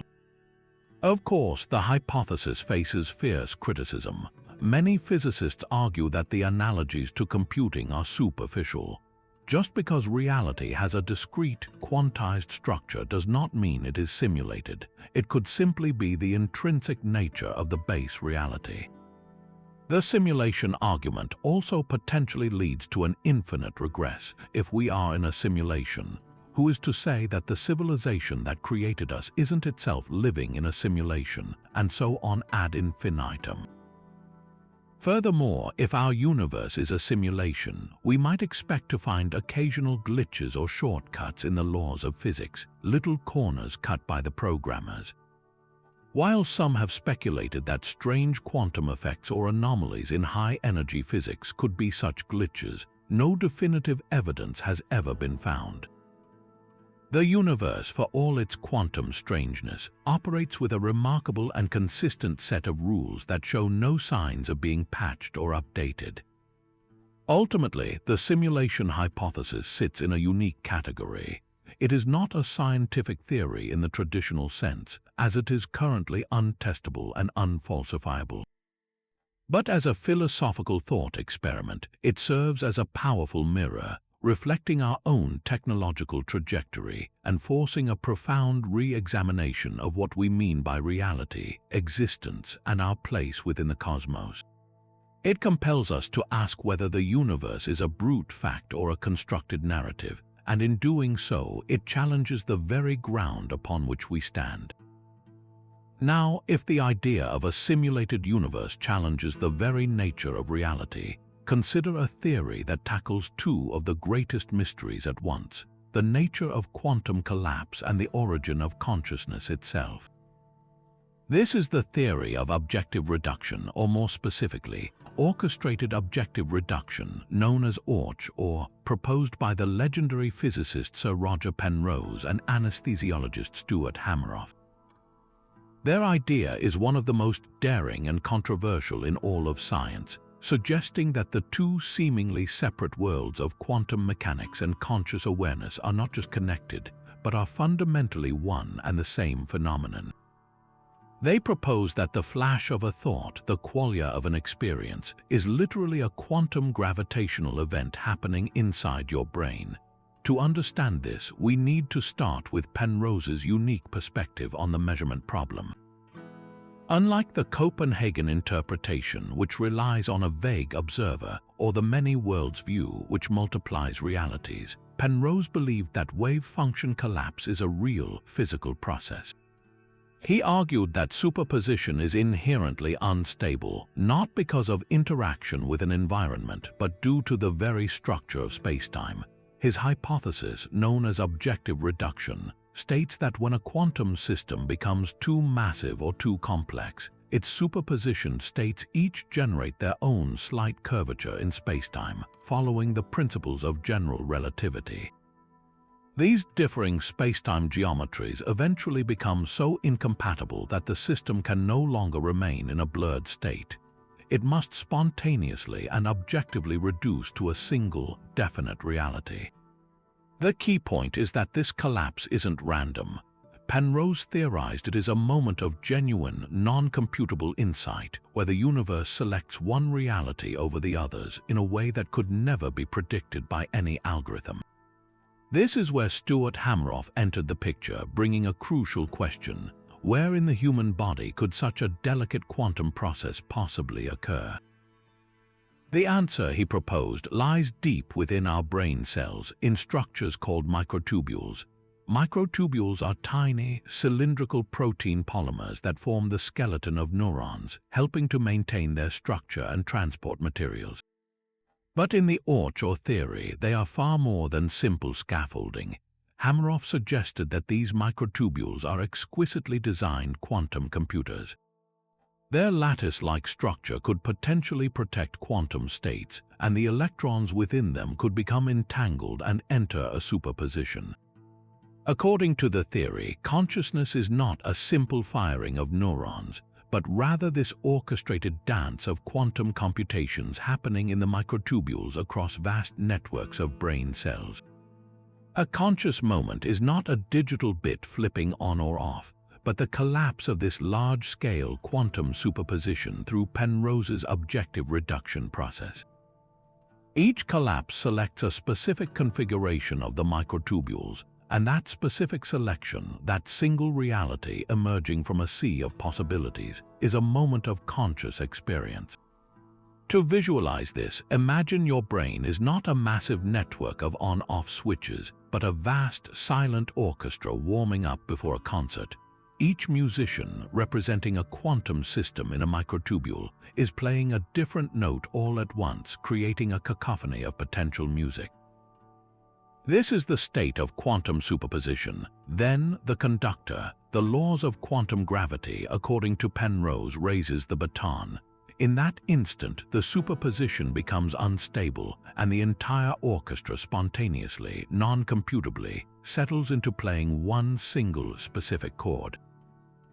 That moment of transition from noise to a unified, definite musical note is the objective reduction event, and according to Orch, that is the instant you have a conscious thought or a sensory perception. The richness of your inner world, the stream of consciousness, would then be a continuous sequence of these quantum musical chords being played inside the neurons of your brain.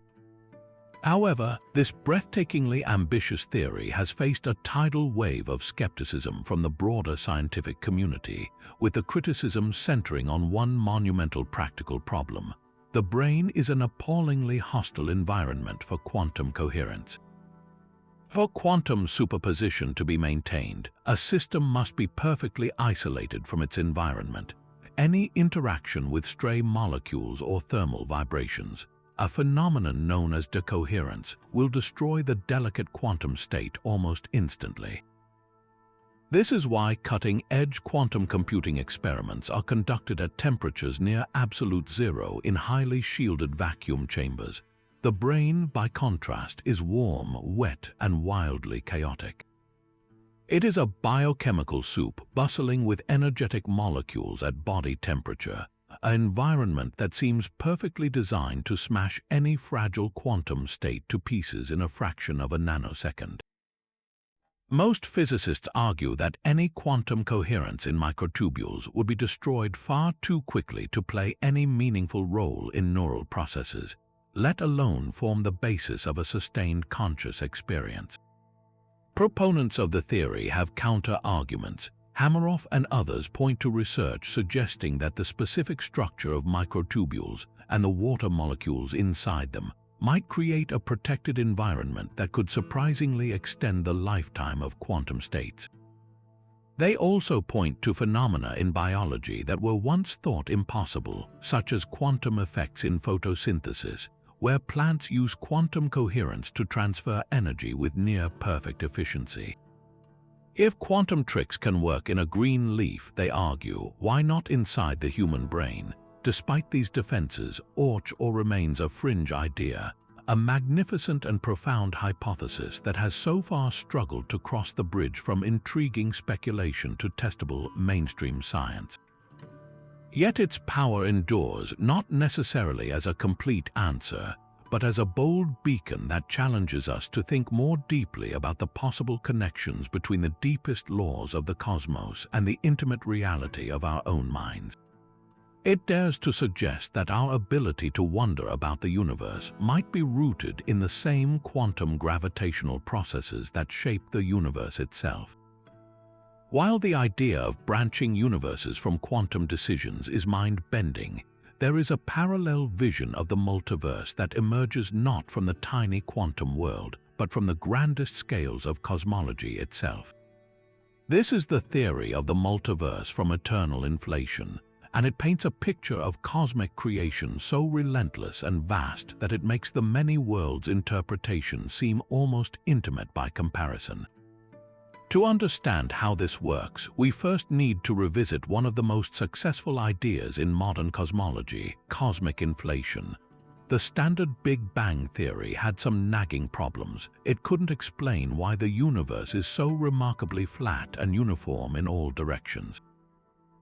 To solve this, physicists proposed that in the very first fraction of a second after the Big Bang, the universe underwent a brief, hyper-accelerated expansion, inflating from a subatomic speck to a volume far larger than our entire observable universe in an inconceivably short time.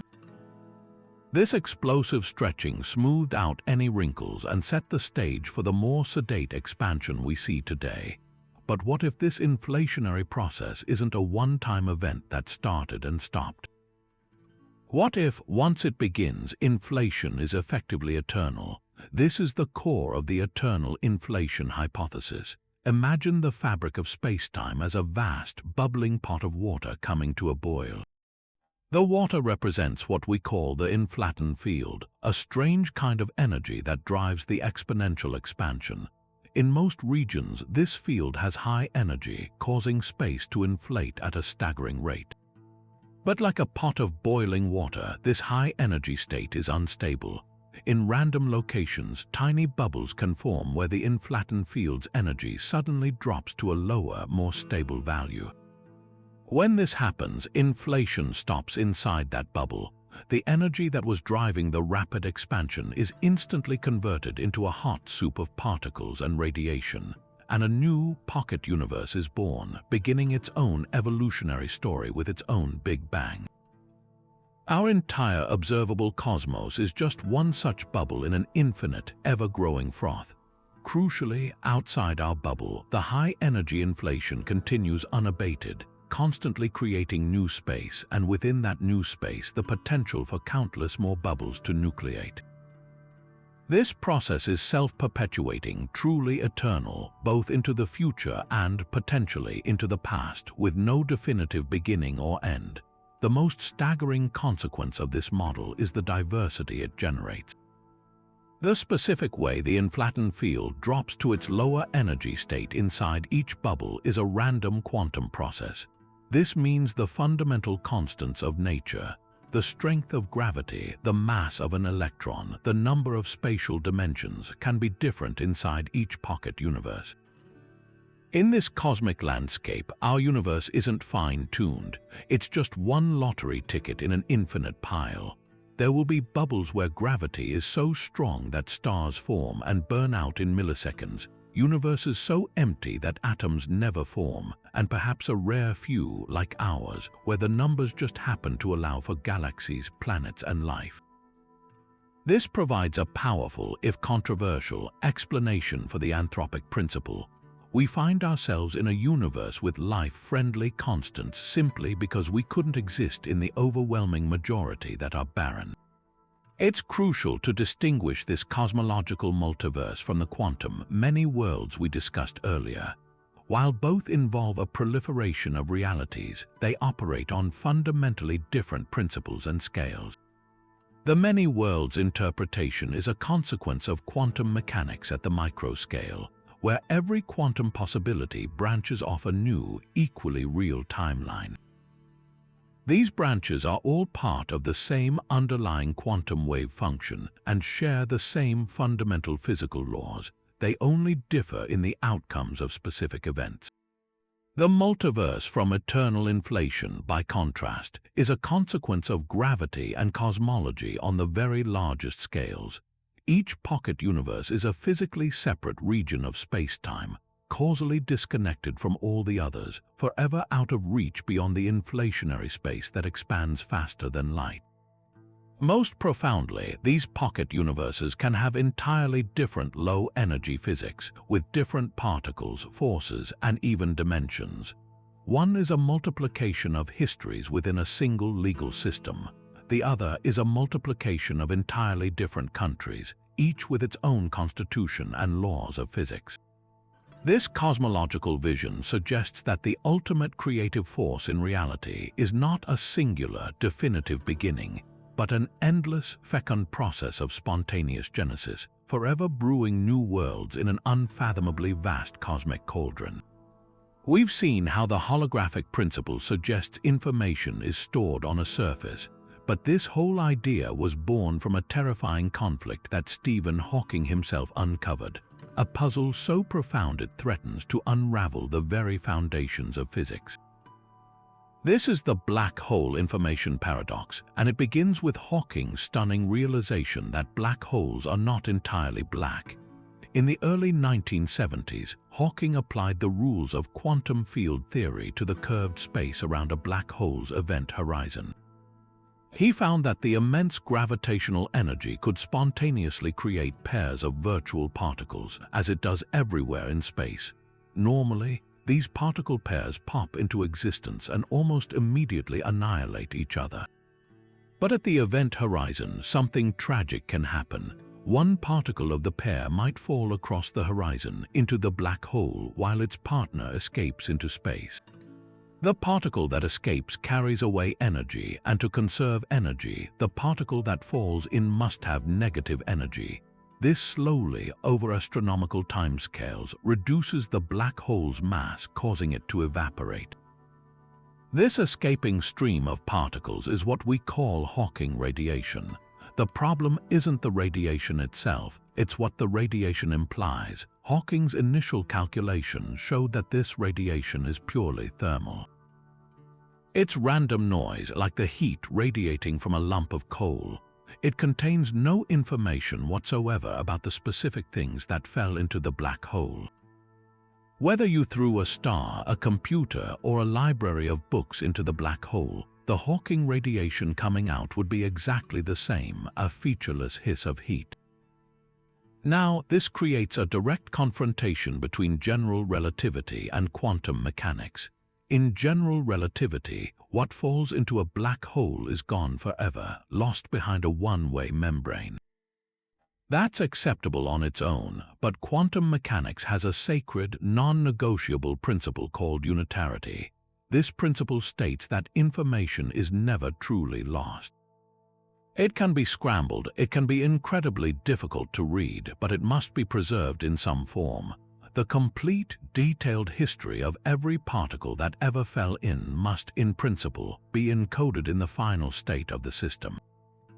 If you could somehow collect every last bit of the Hawking radiation and the final burst when the black hole vanishes, you should be able to run the universe's clock backward and reconstruct exactly what fell in. Hawking's thermal radiation violated this. It suggested that when a black hole evaporates completely, all the information about its contents is permanently erased from the universe. This is the paradox. Either our understanding of black holes is wrong, or quantum mechanics, the most successful theory in history, is fundamentally flawed. For decades, this paradox smoldered, with many physicists siding with Hawking, believing information was truly lost. But the tide began to turn as the implications became clearer. Losing information doesn't just mean we can't know what fell in. It means causality and determinism break down at a fundamental level. If you burn a book, the information seems lost in the smoke and ash, but in principle, with a perfect knowledge of physics, you could reverse the process and reassemble the book. The information is merely transformed, not destroyed. Hawking's calculations suggested that black holes provide a one-way trip to absolute oblivion for information, creating a fundamental unpredictability in the universe. This was so unsettling that it led to famous bets between Hawking and other physicists like Kip Thorne and John Preskill, with Hawking betting that information was lost. The search for a solution has spawned some of the most radical ideas in theoretical physics. One of the most prominent resolutions is that Hawking's initial calculation was incomplete. Perhaps the radiation is not perfectly thermal after all. Maybe subtle correlations between the escaping particles, far too complex for Hawking's original methods to detect, do indeed encode the information about what fell in. In this view, the information slowly leaks out in a highly scrambled form during the entire, incredibly long evaporation process. If this is true, then unitarity is saved and the paradox dissolves. The black hole acts like the most efficient and secure shredder in the universe, but the shredded code is still present in the Hawking radiation, waiting to be theoretically decoded. Another, far more violent solution is the firewall proposal. Imagine you are an astronaut falling feet first toward a black hole's event horizon. According to Einstein's principle of equivalence, you should feel nothing special as you cross that boundary. It's a smooth, uneventful passage. But the rules of quantum mechanics suggest that for information to be preserved, a dramatic breakdown of this smoothness must occur. The firewall hypothesis proposes that the event horizon is not a peaceful place at all. Instead, it is a blazing wall of high-energy particles, a literal firewall that would instantly incinerate anything falling into the black hole. This firewall would create a sharp boundary that prevents information from being lost behind the horizon because it destroys the infalling object right at the surface, potentially releasing its information back out. While this saves information conservation, it requires a brutal rewrite of our understanding of space-time around a black hole, violating the very core of general relativity. This brings us full circle to the holographic principle, which offers perhaps the most elegant solution. It suggests the information was never really inside the black hole in the first place. Just as a hologram encodes a three-dimensional image on a two-dimensional surface, all the information about everything that falls into a black hole is encoded on its two-dimensional event horizon. The three-dimensional interior we imagine is an illusion, a projection of that data. When Hawking radiation is emitted, it's not coming from within the black hole, but is a process related to the dynamics of the information on the horizon. As the black hole evaporates, the horizon shrinks, and the information is faithfully transferred to the outgoing radiation, preserving unitarity without requiring any fiery walls or violations of known physics. In a dramatic turn of events, Stephen Hawking eventually came around to this view.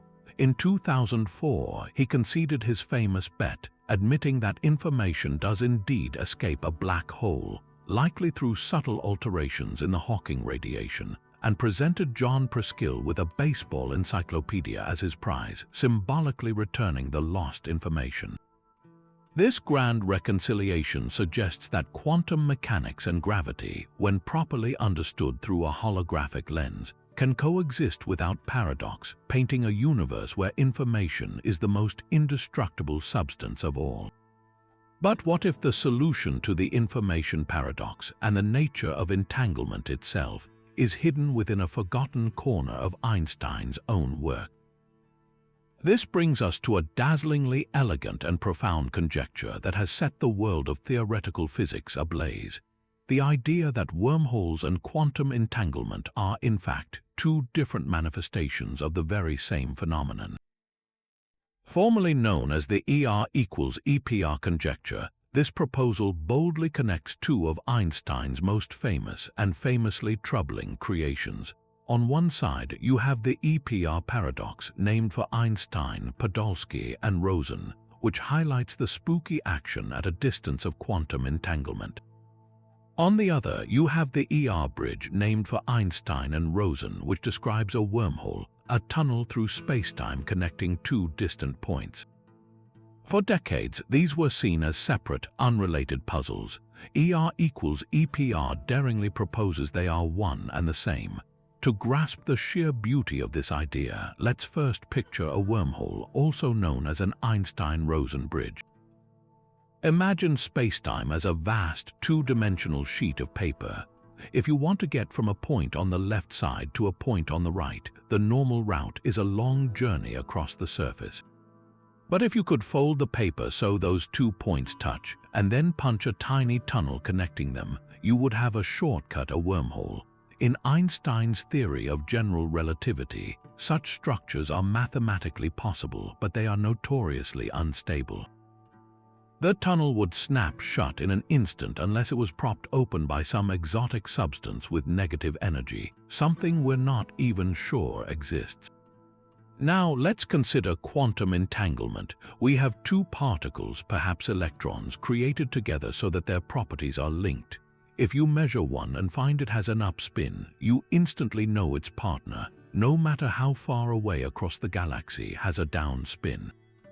This instantaneous connection seems to violate the cosmic speed limit set by the speed of light, a fact that deeply disturbed Einstein, who called it spooky. The ER=EPR conjecture proposes a stunningly simple resolution to this spookiness. The two particles are not communicating faster than light across a vast emptiness. They are, in fact, connected by a microscopic wormhole. That tunnel through space-time is the physical embodiment of their quantum link. The entanglement is the wormhole. When we see two particles that are mysteriously correlated, what we're really seeing is the geometric signature of a tiny, subatomic bridge knitting the fabric of space-time together. This provides a powerful geometric picture for quantum non-locality. transforming it from a mysterious, invisible influence into a concrete, physical structure woven into the continuum of space and time itself. The action isn't happening at a distance, it's happening through a shortcut, a hidden backdoor in the universe that makes the distance irrelevant. The implications of this become truly revolutionary when we apply it to the black hole information paradox. Imagine a black hole formed from a collapsed star. Now, according to quantum mechanics, the particles that once made up that star were undoubtedly entangled with each other and with particles in the surrounding universe. If ER equals EPR is correct, then those entanglements are actually a web of microscopic wormholes. When the star collapses, this complex wormhole network gets folded into the new black hole. Now consider the Hawking radiation that the black hole emits. This radiation isn't random, it's also entangled. Specifically, a particle of Hawking radiation escaping into the outside world is entangled with a partner particle that falls into the black hole. In the standard picture, this creates a problem. As the black hole evaporates, this entanglement seems to get duplicated or severed, violating quantum rules. But in the ER equals EPR picture, that entanglement pair is connected by a tiny wormhole. As more and more Hawking radiation is emitted, the story becomes not one of destruction but of transformation. The original black hole, which was itself a nexus of countless wormholes from the initial star, gradually transforms its interior connectivity. The conjecture suggests that as the black hole evaporates, the web of wormholes rearranges itself. The microscopic bridges that once connected particles inside the black hole are subtly transferred through the Hawking radiation process to now connect the escaping radiation particles outside. The information about what fell in isn't burned up or lost behind a firewall. It is preserved in the evolving geometry of this wormhole network. By the time the black hole has completely evaporated, the information is no longer stored in a central singularity, but is instead encoded in the complex pattern of entanglement. The web of microscopic ER bridges between all the Hawking radiation particles that ever escape. The black hole doesn't vanish. It dissolves into a universe-spanning, interconnected tapestry of quantum threads, each one a tiny wormhole, faithfully preserving every bit of information in a final state that is perfectly consistent with the laws of quantum mechanics. This vision offers a profoundly geometric and paradox-free resolution, suggesting that the key to understanding the universe's most profound mysteries lies not in rejecting either quantum theory or gravity, but in seeing their deepest principles as two different languages describing the same breathtaking reality. After exploring how wormholes might stitch the fabric of space and time together through entanglement, we encounter a mathematical discovery so profound it suggests the entire framework of spacetime and causality might be a kind of beautiful, emergent illusion. This is the story of the amplituhedron, a geometric object that has sent shockwaves through the world of theoretical physics by revealing a staggering new way to calculate how particles interact. For nearly a century, our primary tool for these calculations has been a method involving incredibly complex and lengthy mathematics known as Feynman diagrams, named after the legendary physicist Richard Feynman.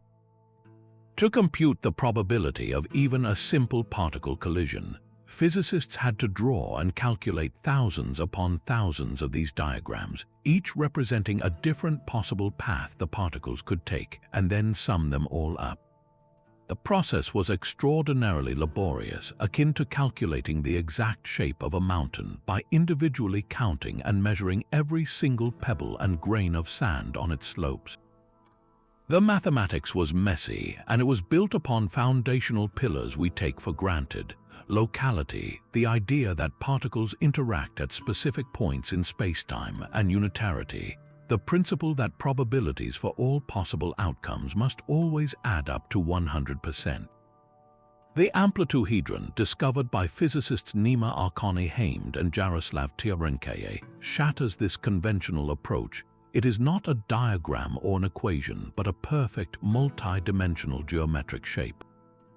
Think of it as a pristine, abstract jewel existing in a realm beyond space and time. The truly mind-bending revelation is that the incredibly complex sum of all those countless Feynman diagrams, the final probability for a particle interaction, is simply equivalent to the volume of this one singular geometric object. All the mess, all the complexity, all the infinite paths and virtual particles of the old method are elegantly encoded and simplified within the amplituhedron's smooth geometrical boundaries.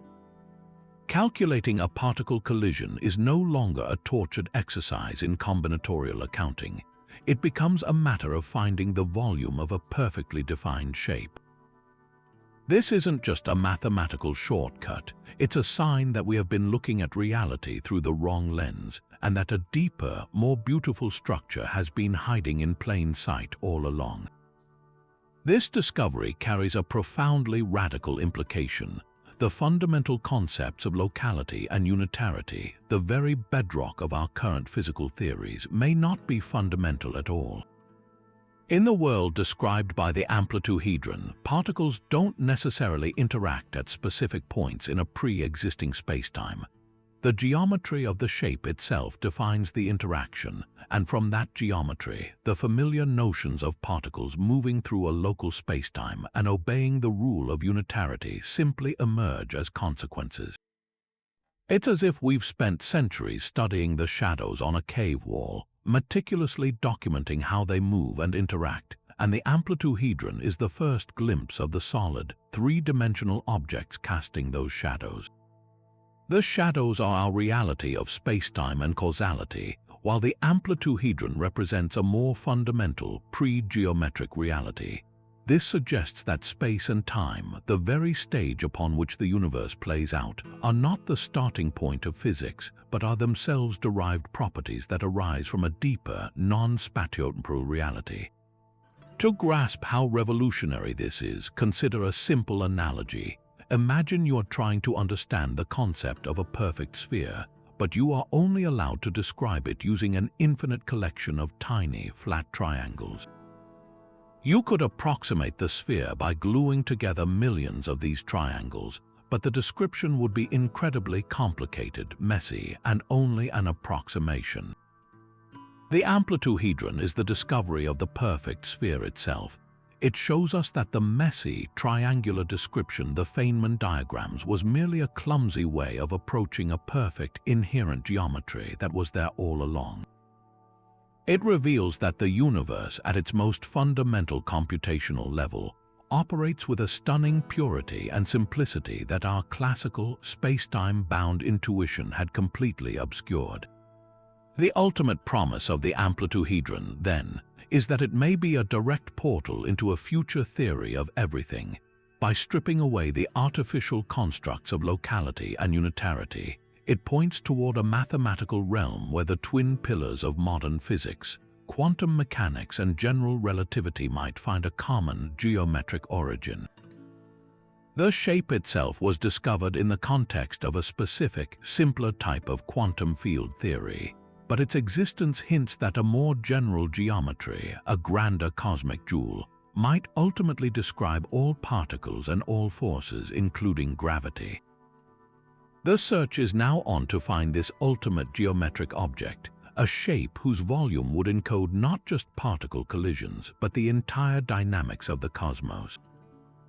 The amplituhedron stands as a breathtaking testament to the power of pure thought, suggesting that the deepest truths of our universe are not found in the chaotic dance of particles, but in the silent, perfect beauty of geometry. But if our reality emerges from a process like decoherence, where interactions with the environment destroy quantum weirdness, a crucial question still remains. Why does everyone seem to agree on what that objective reality is? Why do you and I both see the same chair in the same place, and not some other of its many quantum possibilities? This is the puzzle that quantum Darwinism aims to solve, and it does so by borrowing one of the most powerful ideas in all of science, the principle of natural selection. This theory proposes that the classical world we all share isn't just the one that accidentally gets decoded. It's the one that proves to be the fittest, the most robust, and the most successfully copied. In the fierce competition for existence among quantum states, only the fittest, most communicable states survive to become our consensus reality. The core genius of quantum Darwinism is its focus on information. When a quantum system interacts with its environment, be it air molecules, photons of light, or even the cosmic microwave background, it imprints information about its state onto that environment. But not all quantum states are created equal in this regard. Some states are incredibly fragile. They interact with the environment in a way that scrambles their information, making it impossible to read. Other states, however, are remarkably stable and resilient. These are the pointer states, and they have a special property. When they interact with the environment, they leave a clear, readable, and most importantly, a copyable signature. They don't get mangled by the interaction, they get broadcast. Think of it like a survival of the fittest contest for information. The quantum states that can best replicate their information into the surrounding environment are the ones that get selected. They are the fittest because they create the most offspring, countless copies of their information scattered throughout the world. These are the states we consistently measure and agree upon because their information is literally everywhere, available for any observer to see. A perfect analogy for this is a footprint on a sandy beach.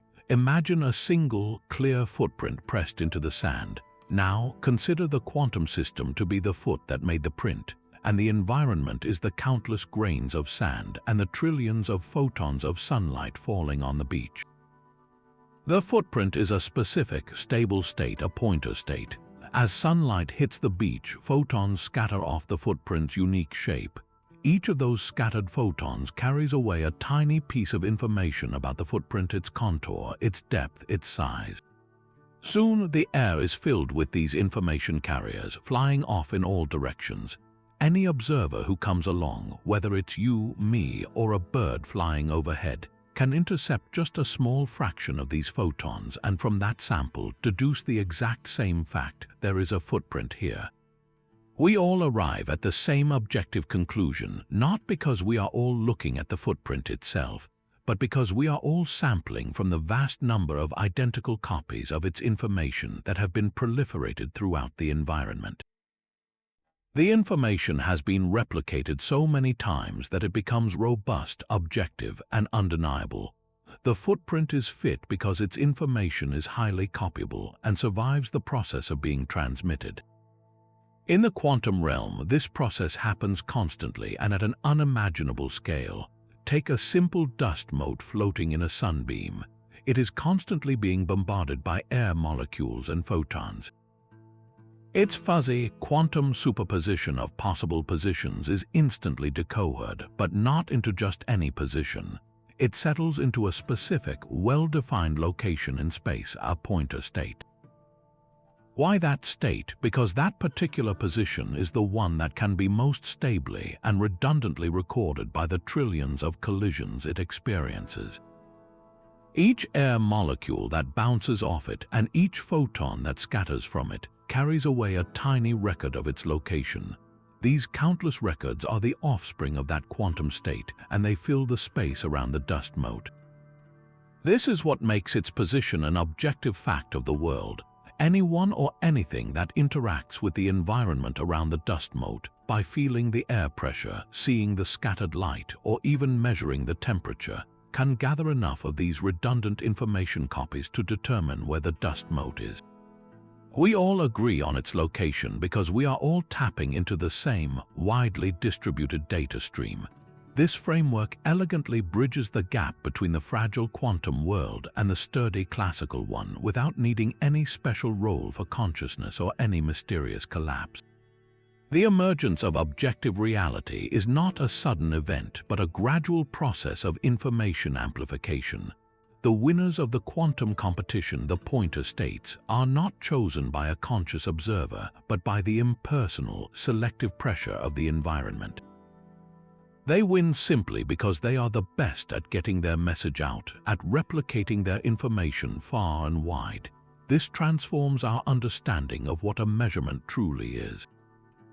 It's not a mysterious act that creates reality. It is simply an observer tapping into the pre-existing, widely broadcasted information about which quantum state was the fittest. Quantum Darwinism suggests that the solid, dependable world we experience is nothing less than the grand consensus hall of fame for the most successfully copied information in the universe, a reality forged not by observation but by prolific communication. After exploring theories that place consciousness as a cosmic author or a quantum collapse mechanism, we arrive at a concept that is both ancient and radically modern, one that completely inverts our usual assumptions about mind and matter. This is panpsychism, the idea that consciousness is not a rare and accidental byproduct of complex biological computation, but a fundamental and ubiquitous feature of the universe as basic as space, time, and mass. In this view, the spark of experience is not something that magically ignites when neurons connect in a certain way. It is a property woven into the very fabric of reality, present to some degree in every single thing that exists. From an electron to a human brain, every entity has an inner life, however simple or complex. This isn't to say that an electron thinks or feels emotions. Rather, it possesses a primitive, raw form of sentience, a bare whisper of subjective experience that forms the foundational building block from which richer consciousness, like our own, is constructed. This perspective offers a powerful, if controversial, solution to what philosophers call the hard problem of consciousness. The hard problem asks why and how physical processes in the brain, the firing of neurons and the flow of neurotransmitters, give rise to subjective first-person experience, the redness of red, the pain of a headache, the quality of wonder itself.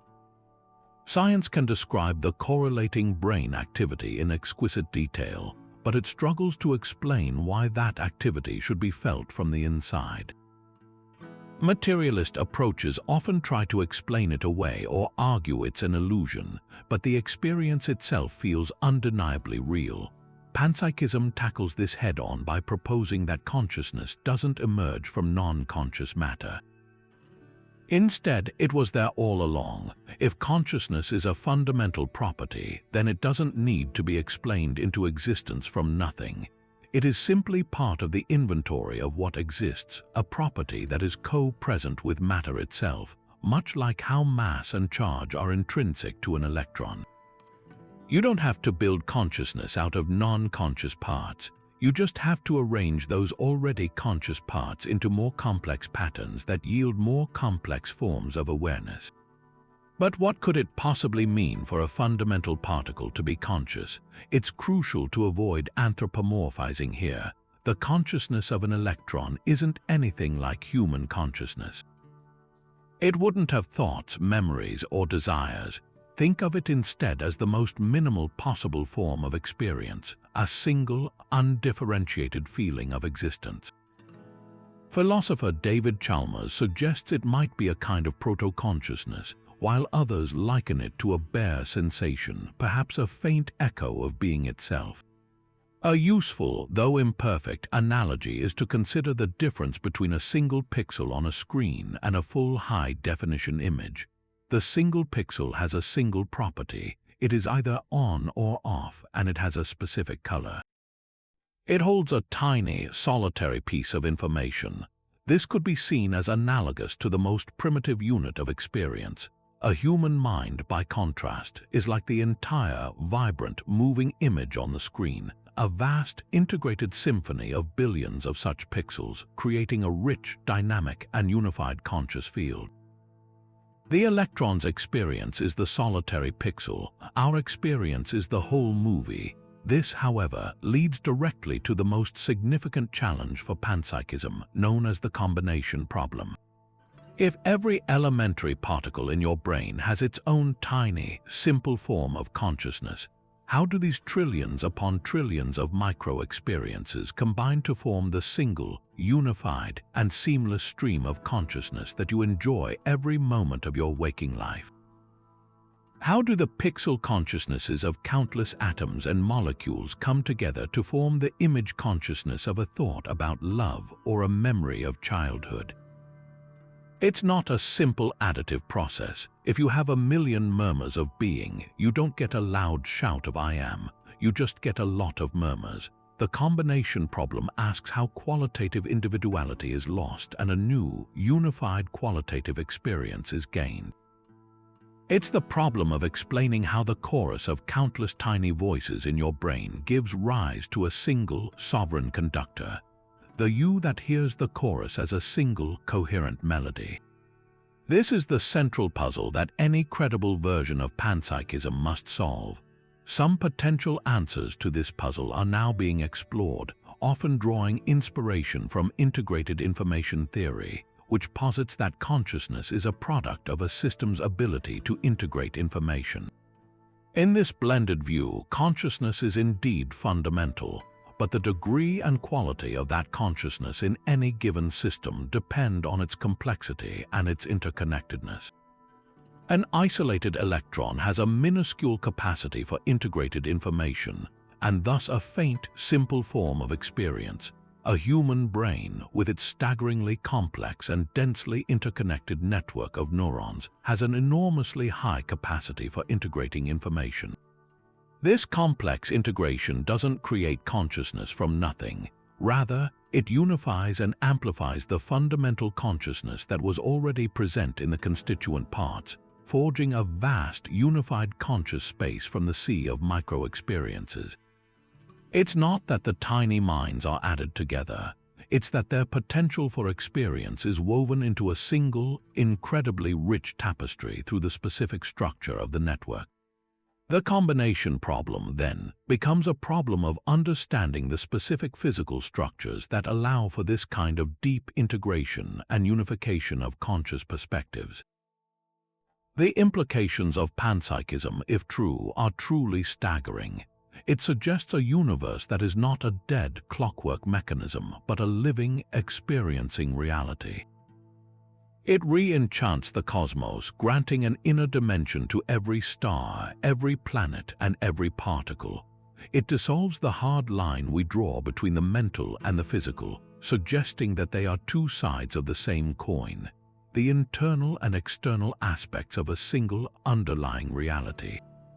While it remains a speculative philosophy on the frontiers of science, its revival in the context of the intractable problems of consciousness and quantum mechanics demonstrates a growing willingness to consider that the ultimate nature of reality might be far more mysterious and far more mind-like than our traditional materialist science has ever been comfortable admitting. Yet if the transactional interpretation's handshake across time feels like a speculative leap, consider that it is grounded in a profound and often overlooked symmetry in the laws of physics themselves. This is the principle of time symmetry, and when applied rigorously to the quantum realm, it gives rise to a framework known as time-symmetric quantum mechanics. At its heart is a deceptively simple but radical proposition. The familiar, one-way flow of time we experience is not a fundamental feature of the microscopic world. The equations that govern particles work just as well running forward as they do backward. In this view, a complete description of any quantum event requires not just an initial cause, a particle being emitted, but also a final boundary condition, a kind of beckoning from the future that helps determine what actually happens in the present. It suggests that the future is not an empty slate waiting to be written. It is an active participant in the creation of the present moment. To understand how radical this is, let's contrast it with the way we normally think about physics. In classical mechanics, if you know the precise state of a system at one moment, the position and velocity of every particle, you can, in principle, use the laws of physics to calculate its entire future and past.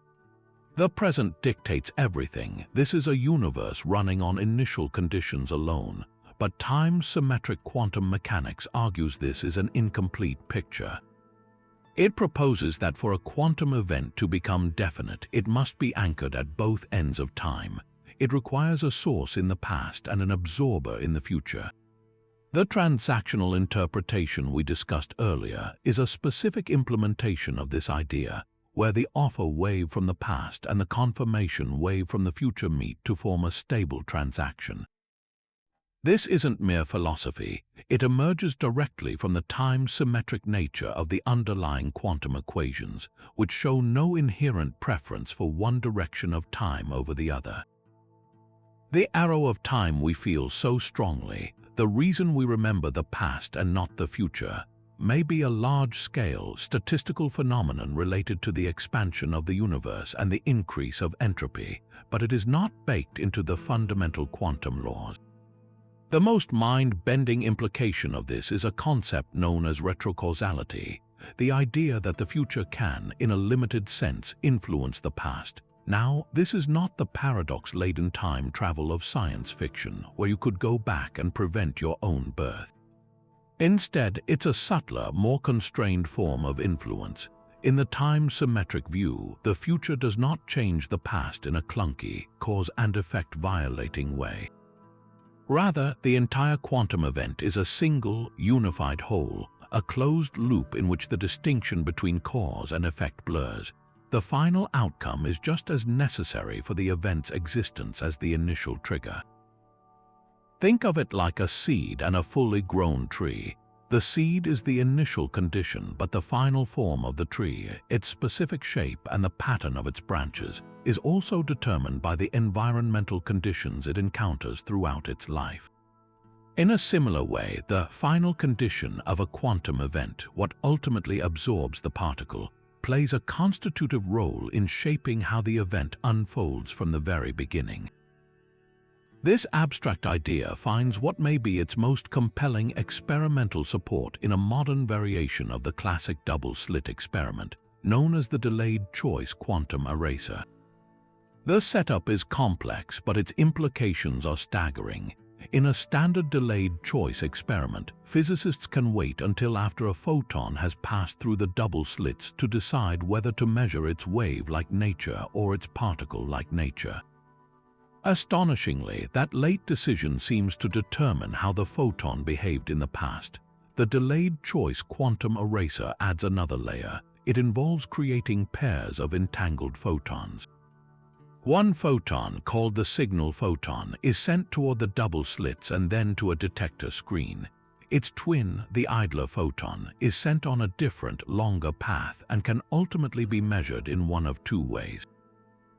One type of measurement reveals which path information, telling you which slit the signal photon went through. The other type of measurement effectively erases that which path information. Here is the truly bizarre part. The idler photon is measured after the signal photon has already hit its detector. Yet, when researchers sort the data from the signal photon's detections based on how the idler photon was later measured, they find two completely different patterns. When the idler measurement erases the which path information, the signal photons form an interference pattern, indicating they behaved like waves. When the idler measurement preserves the which path information, the signal photons form two simple clumps, indicating they behaved like particles. It appears that a decision made in the future about how to measure the idler photon is influencing the past behavior of its entangled twin. The signal photon's history, whether it traveled as a wave or a particle, is not fixed until its partner is measured later on. From the time-symmetric perspective, this is not a paradox. The entire entangled system is a single quantum event. The final measurement on the idler photon is part of the final boundary condition that helps settle the entire transaction, retroactively determining the consistent history of both particles. The past and the future are negotiated into a single, self-consistent story. This framework poses a profound challenge to our deepest intuitions about causality. Our entire experience of the world is built on a linear, irreversible flow of time. A cause always precedes its effect. We are comfortable with the idea that the past determines the present. But time-symmetric quantum mechanics forces us to consider that reality might be a two-way street, with the present being a kind of standing wave, held in place by both the push of the past and the pull of the future. This doesn't mean we can change the past. It means the past we ultimately experience is one that is consistent with the future that actually occurs. It suggests that the universe is fundamentally holistic, with events woven together in a way that makes the rigid, local causality of our everyday world a special case, an emergent approximation that breaks down in the quantum realm. While this remains a deeply controversial interpretation, it stands as one of the most elegant and philosophically challenging responses to the quantum mysteries, inviting us to consider that the flow of time itself may be the ultimate illusion, and that the cosmos operates according to a logic far more interconnected and timeless than we ever imagined. Now we pull back from the abstract dance of time and information to confront a theory with a truly cosmic sense of scale, one that suggests our entire cosmos, with all its billions of galaxies and its 13.8 billion-year history, might be contained within an object we consider the ultimate endpoint of gravitational collapse, a black hole. This is the black hole universe hypothesis, a speculative but profoundly elegant idea that reimagines the Big Bang not as a singular creation event in an absolute void, but as the violent birth of a new reality from the corpse of an old one, a white hole erupting into existence from within a black hole in a vast parent universe. To grasp this, we need to reframe our understanding of what a black hole truly is.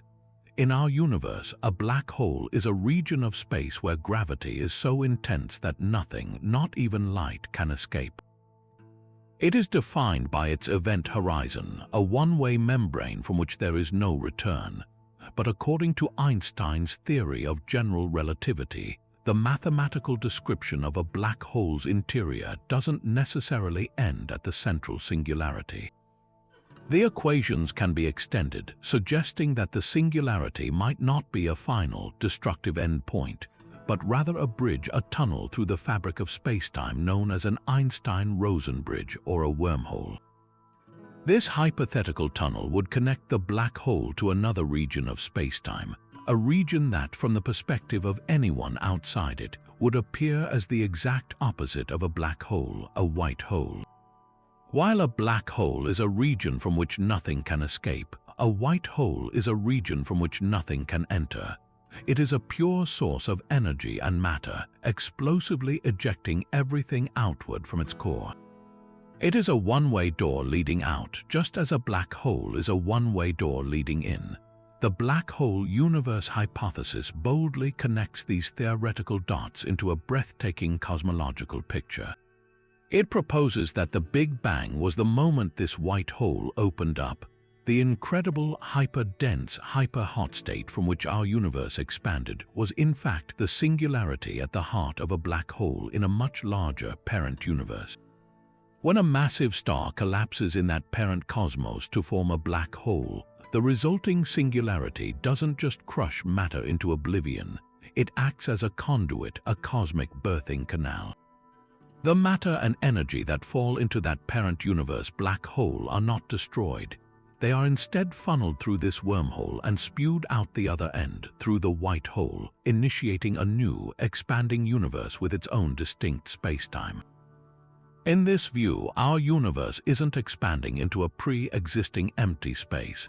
It is the continuous, ongoing eruption from that primordial white hole, creating space itself as it expands. The reason our cosmos is still growing and even accelerating could be because the black hole that gave birth to it in the parent universe is still feeding, still accreting matter and energy, which then fuels the expansion on our end. This model offers a compellingly natural explanation for several profound cosmological puzzles, starting with the origin of our universe's laws and constants. In this nested cosmology, the properties of a newborn universe would be inherited from the specific conditions of its parent. The physics we observe, the strength of gravity, the mass of the electron, the number of spatial dimensions, might not be randomly fine-tuned fundamental laws. They could be the emergent properties dictated by the particular way the parent star collapsed, the specifics of its rotation, its mass, and its composition. Different black holes in the parent universe would give rise to different baby universes, each with its own unique physical laws. Some might be stillborn, collapsing instantly or expanding too rapidly for structure to form.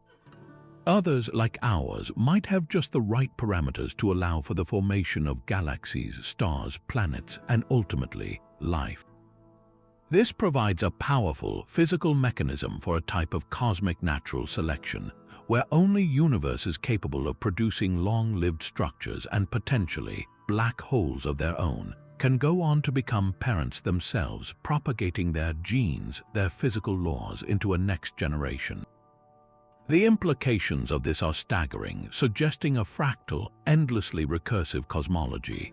If our universe exists inside a black hole, then it's plausible that the black holes we observe within our own cosmos, like Sagittarius, at the center of our Milky Way, are not just endpoints. They could be cosmic wombs. Each one could contain an entire new universe within its own apparent singularity, a universe completely separate and causally disconnected from our own, with its own Big Bang, its own galaxies, and potentially its own laws of physics. We could be living in just one layer of an infinite Matryoshka doll of realities, a cosmos within a cosmos within a cosmos, stretching back infinitely into the past and forward infinitely into the future. Our entire cosmic history would be just one branch on an infinite tree of universes, not born from quantum branching but from gravitational collapse. Of course, this grand vision faces immense scientific hurdles. The primary challenge is that the classical wormhole described by Einstein's equations is notoriously unstable. It would pinch shut in an instant, preventing any matter from traversing it. For this hypothesis to work, some exotic form of matter or energy with negative pressure, perhaps the same dark energy driving our universe's accelerated expansion, would be needed to prop the wormhole open and keep the bridge between the parent black hole and our white hole universe stable. Furthermore, directly testing this idea seems nearly impossible, as we are, by definition, trapped inside our cosmic horizon and cannot peek outside to see the parent universe. However, some physicists speculate that subtle imprints of this parent cosmos might be detectable in the cosmic microwave background radiation, the afterglow of our own Big Bang, or in the specific spectrum of gravitational waves from the earliest moments of the universe. While it remains a highly speculative hypothesis, the black hole universe model stands as one of the most poetic and intellectually daring attempts to answer the ultimate question of origins, suggesting that the darkest objects in the cosmos are not tombs but cradles, and that every ending is somewhere a new beginning. But now, let's turn our attention to a quantum puzzle that feels almost like a magic trick, a scenario where the universe seems to allow us to gain knowledge from absolute nothingness. This is the curious case of null result measurements, and to understand its full strangeness, we need to examine a brilliant thought experiment known as the Eliza-Vaidman bomb tester. Imagine you are a quality control inspector in a very peculiar factory. This factory produces incredibly sensitive bombs devices that are triggered by the detection of a single photon of light. But there's a problem. Many of these bombs are duds. Their photon-detecting triggers are broken, meaning a photon could hit them and nothing would happen. Your job is to find the working bombs without, of course, setting them off. In a classical world, this task would be impossible. You would have to send a photon into the trigger and see if it explodes.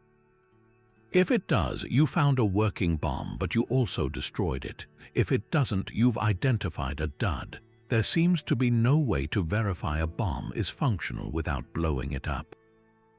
Yet, in the quantum world, there is a way. The solution relies on the core quantum weirdness we've come to know, superposition and interference. The setup involves a classic Mach-Zehnder interferometer. Think of it as a special racetrack for light.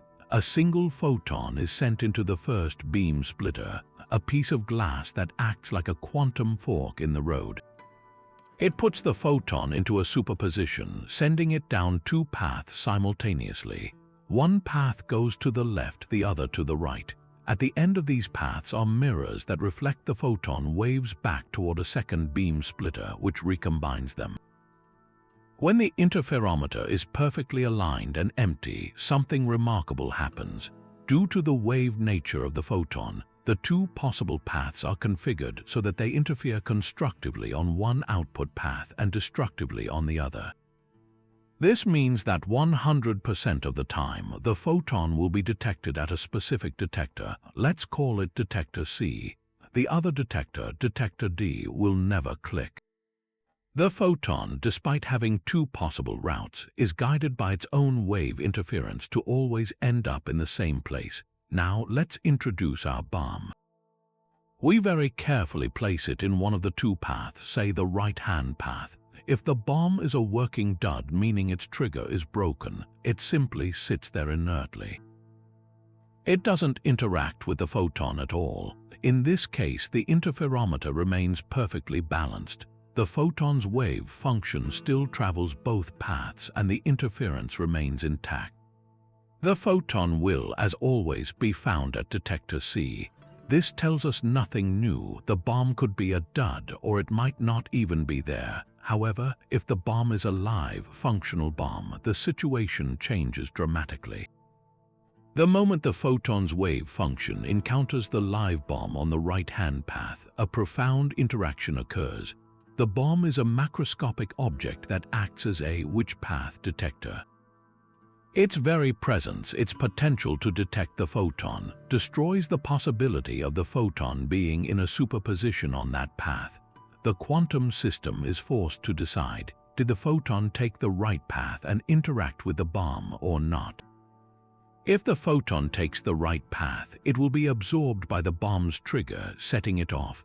This is one possible outcome, but there is another, far more bizarre possibility.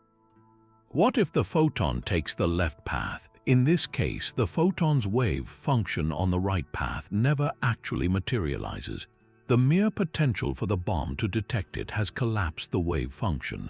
But in this branch of reality, the collapse resulted in the photon being 100% on the safe left-hand path.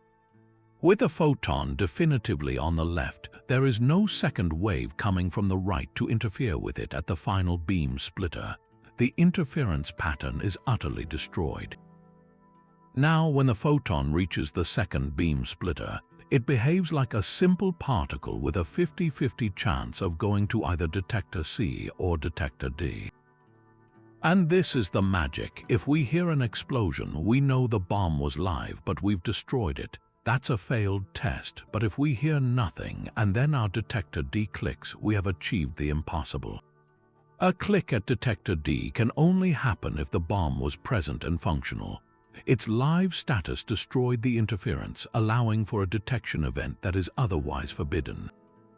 We have gained information, the knowledge that this specific bomb is in working order without a single photon ever having physically interacted with it. We learned this from a null result, from the absence of an explosion combined with a specific detection pattern that should not exist otherwise. This is not just a theoretical parlor trick. Versions of this experiment have been successfully performed in laboratories. It highlights a deeply counterintuitive aspect of quantum information, interaction-free measurement. In our everyday classical world, to measure something, you must interact with it. You touch a surface to feel if it's hot, or you bounce light off an object to see it. The Eliza-Vaidman setup demonstrates that in the quantum realm, you can learn about an object's properties through the prevention of an interaction. You learn about the bomb by the fact that it didn't go off and by the consequent disruption of a quantum pattern. This forces us to reconsider what we mean by touching or looking at something. Quantum mechanics suggests that the potential for interaction can be just as physically significant as the interaction itself. The bomb's capability to detect a photon changes the entire experimental outcome, even on the occasions when it never actually performs that detection. This blurs the line between an object's intrinsic properties and its potential relationships with other quantum systems. It reveals a universe where information is not always a passive record of what happened, but can be an active force shaped by what might have happened, a ghostly influence of possibilities that never came to be, yet leave their unmistakable mark on reality. Now, if the idea of learning from an absence of interaction feels strange, consider a quantum effect that takes the power of observation to its most extreme and literal conclusion. A phenomenon where the simple act of watching something can effectively freeze it in place. This is the quantum Zeno effect, named after the ancient Greek philosopher Zeno of Elea, who proposed a series of paradoxes arguing that motion is an illusion.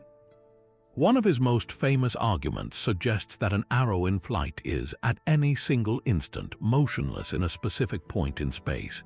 Since time is composed of such instants, Zeno reasoned, the arrow must be stationary at every moment and therefore can never actually reach its target. While classical physics easily resolves this paradox, its quantum namesake uncovers a startling truth. Continuous observation can indeed halt the progression of a quantum system, effectively preventing change from occurring. The effect emerges directly from the rules of quantum mechanics, specifically from what happens during the infamous collapse of the wave function. Imagine an unstable particle, like a radioactive atom that is poised to decay. When left completely unobserved, its quantum state evolves. It exists in a superposition of two possibilities, undecayed and decayed. Over time, the probability of finding it in the decayed state gradually increases, like a ticking clock counting down to its transformation. Now, what happens if we measure it? The moment we check on it, we force a collapse. We ask the universe a direct yes or no question: have you decayed? And we get a definite answer. If the answer is no, the particle is found to be still intact. But here is the crucial part. The act of measurement doesn't just reveal the state, it resets the system's internal clock. The wave function collapses back to the pure, undecayed state, and the probabilistic evolution towards decay must start all over again from the beginning. This is where the freezing action occurs. If we repeatedly measure the particle at very short time intervals, we are constantly resetting its evolutionary clock. We are, in essence, bombarding it with the question, "Are you still here?" so frequently that it never gets a chance to progress toward the decayed state. The more often you look, the more you suppress the possibility of change. In the theoretical limit of continuous, uninterrupted observation, the probability of decay can be driven almost to zero. The particle becomes trapped in its initial state by the relentless scrutiny of the observer. It's a breathtaking validation of the profound link between measurement and reality, demonstrating that the watcher and the watched are locked in a delicate dance where observation isn't just passive witnessing, but an active intervention that shapes the very dynamics of time. A wonderfully intuitive, though imperfect, analogy for this is the proverbial watched pot that never boils. If you stare continuously at a pot of water on the stove, waiting for it to boil, the experience can feel agonizingly slow. Of course, in our classical world, the water will eventually boil regardless of your attention. The heat energy is being transferred continuously, but in the quantum realm, the analogy becomes literal. The boiling, the transition from one quantum state to another, is a probabilistic process, not a continuous one. Our looking is the equivalent of opening the lid and checking, which disrupts the delicate cumulative process that leads to a rolling boil. If you could open the lid to check with quantum frequency, you would indeed prevent the water from ever gathering the probabilistic momentum needed to transition to its boiled state. The quantum Zeno effect turns a common expression into a physical principle, revealing a universe where patience isn't just a virtue, it's a prerequisite for change. The philosophical implications of this are as deep as they are unsettling. It forces us to confront a version of reality where stability is not a default state, but a condition that can be actively maintained by consciousness or measurement.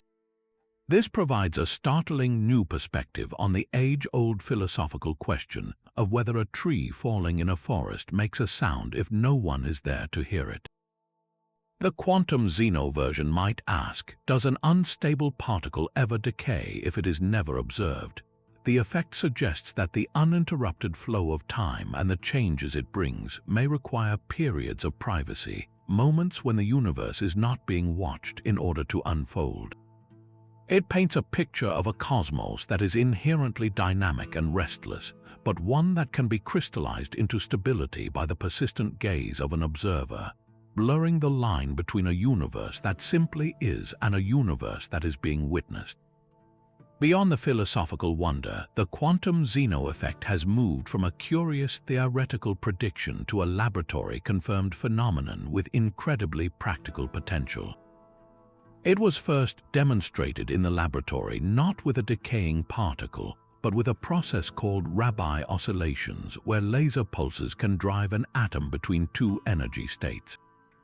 Researchers were able to show that by repeatedly measuring the atom's state, they could effectively freeze it in one state, preventing the laser from inducing the transition. This experimental confirmation opened the door to a powerful application in what is perhaps the most technologically promising field of quantum physics: quantum computing. A quantum computer relies on the integrity of its qubits. Unlike a classical bit, which is definitively a 1 or a 0, a qubit can exist in a superposition of both states. This fragile superposition is the source of the quantum computer's immense power, but it is also its greatest vulnerability. These superpositions are constantly under attack from their environment through the process of decoherence, where interactions with the outside world cause the quantum state to collapse randomly, introducing errors and destroying the computation. This is the single biggest obstacle to building large-scale, fault-tolerant quantum computers. The quantum Zeno effect offers a potential defense mechanism.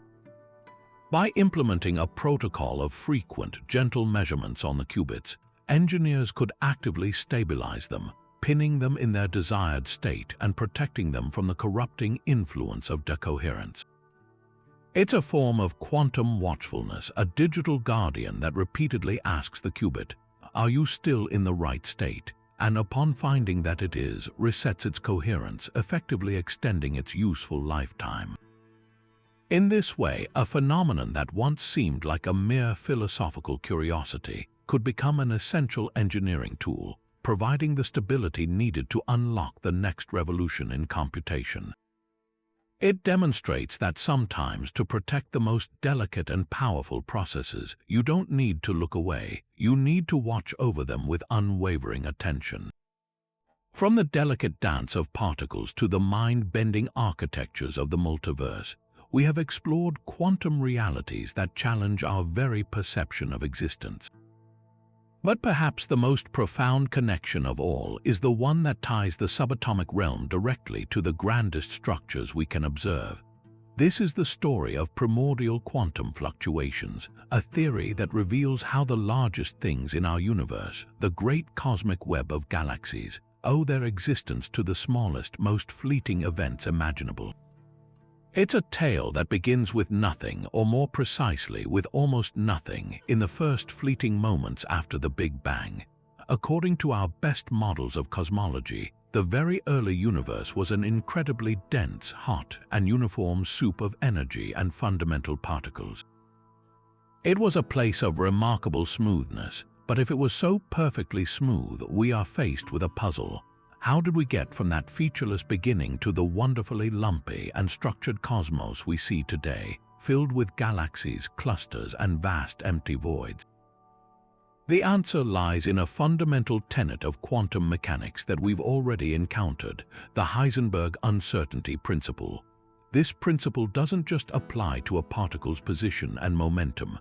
A similar uncertainty governs energy and time. It states that over extremely short timescales, the energy of a point in space cannot be precisely zero. There is always a tiny, unpredictable jitter. For an infinitesimally brief moment, energy can seemingly be borrowed from nowhere, creating a particle-antiparticle pair that almost immediately annihilates and returns the energy. These spontaneous, temporary appearances are what we call quantum fluctuations. In the macroscopic world, they are negligible, but in the ultra-dense, hot environment of the infant universe, these tiny ripples in the fabric of reality were everywhere. Now enter the theory of cosmic inflation. We discussed it earlier as a mechanism for generating a multiverse, but its role in our own universe's story is even more critical.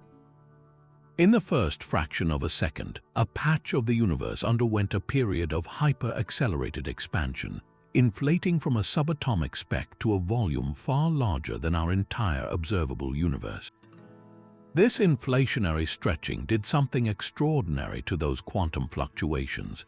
Imagine drawing a tiny, random squiggle on the surface of a partially inflated balloon. Now imagine blowing up that balloon to the size of a house. That tiny, microscopic squiggle would be stretched into a massive, macroscopic wave pattern across the balloon's surface. Inflation did exactly this to the quantum jitters. It took those minuscule, random fluctuations in the energy field fluctuations that were born from quantum uncertainty and were smaller than a single proton, and stretched them to astronomical sizes, freezing them into the very fabric of spacetime as slight variations in density. The universe went from being perfectly smooth to being imprinted with a faint cosmic blueprint, a pattern of slightly denser regions and slightly less dense regions. These frozen ripples, these primordial seeds, became the gravitational anchors for all future structure. After inflation ended and the universe continued to expand and cool, gravity got to work. Regions that were ever so slightly denser had a tiny bit more gravitational pull. Over hundreds of millions of years, this extra pull began to draw in surrounding matter. The dark matter that forms the cosmic scaffolding and the ordinary matter that would eventually form stars and planets. The slightly denser spots grew denser still, evolving into the first clumps of matter.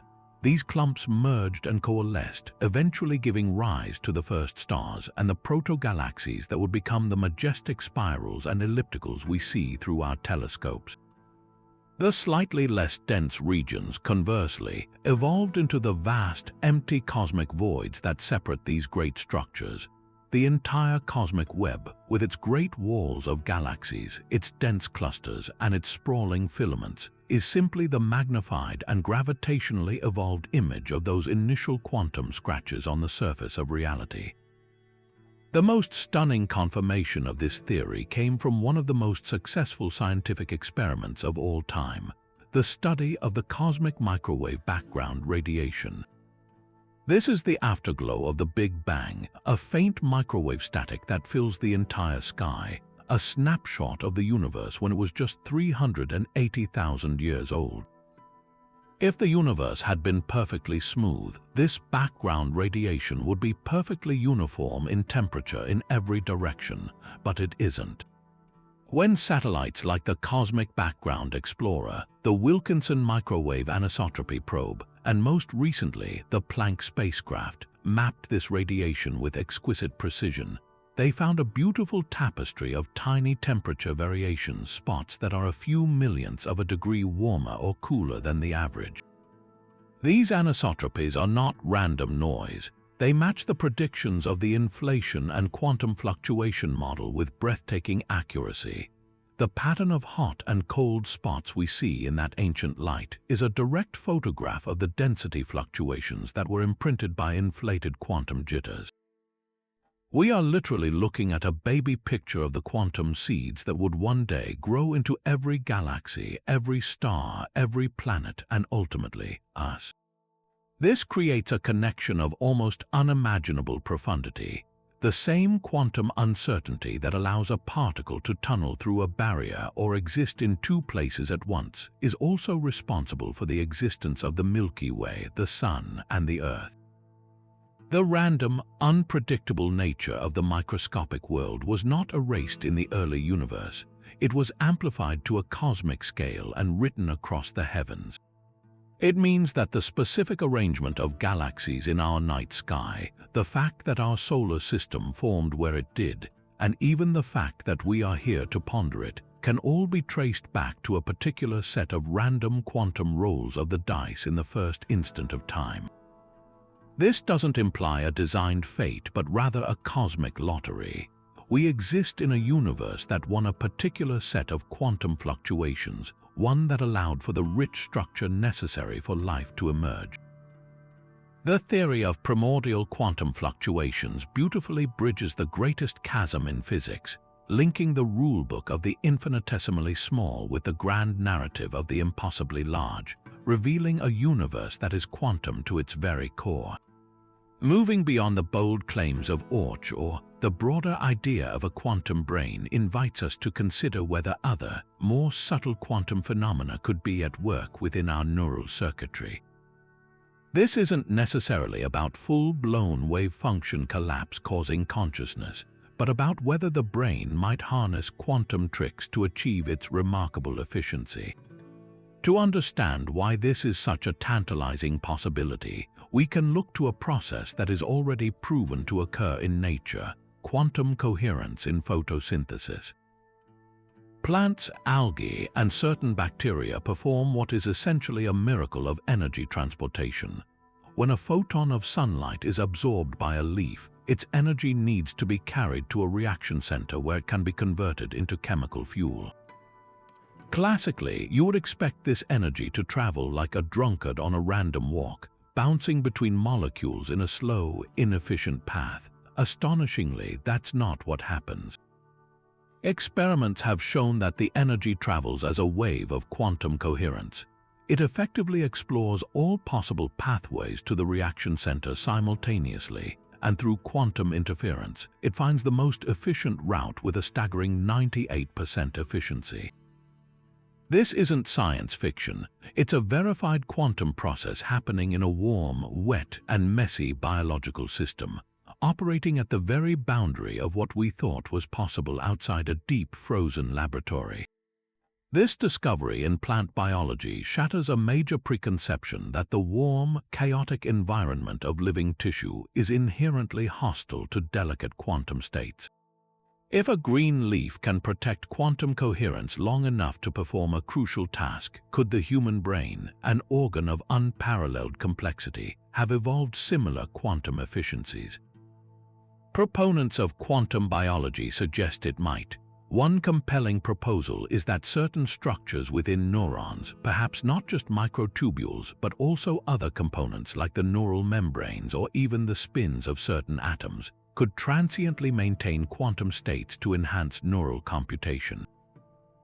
The idea is that quantum processes could allow for a form of quantum neural coding, where information is processed in parallel, exploring multiple computational pathways at once in a way that far surpasses the serial on-off firing of classical neurons. This could potentially explain the brain's baffling ability to solve complex problems, recognize patterns, and make intuitive leaps with a speed and energy efficiency that still dwarfs our most powerful supercomputers. The brain might not be a full quantum computer, but it could be a master of quantum-assisted computation, using fleeting moments of coherence to optimize its own processing in ways we are only beginning to imagine.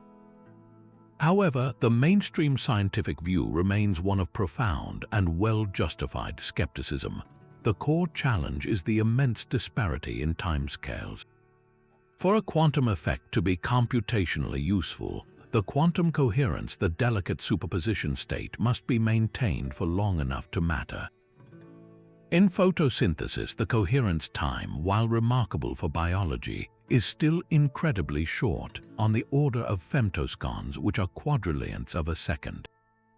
That is just long enough to guide a photon's energy to its target. For a process as complex as cognition or memory formation, which occur over milliseconds or seconds, the required coherence times would need to be millions or even trillions of times longer.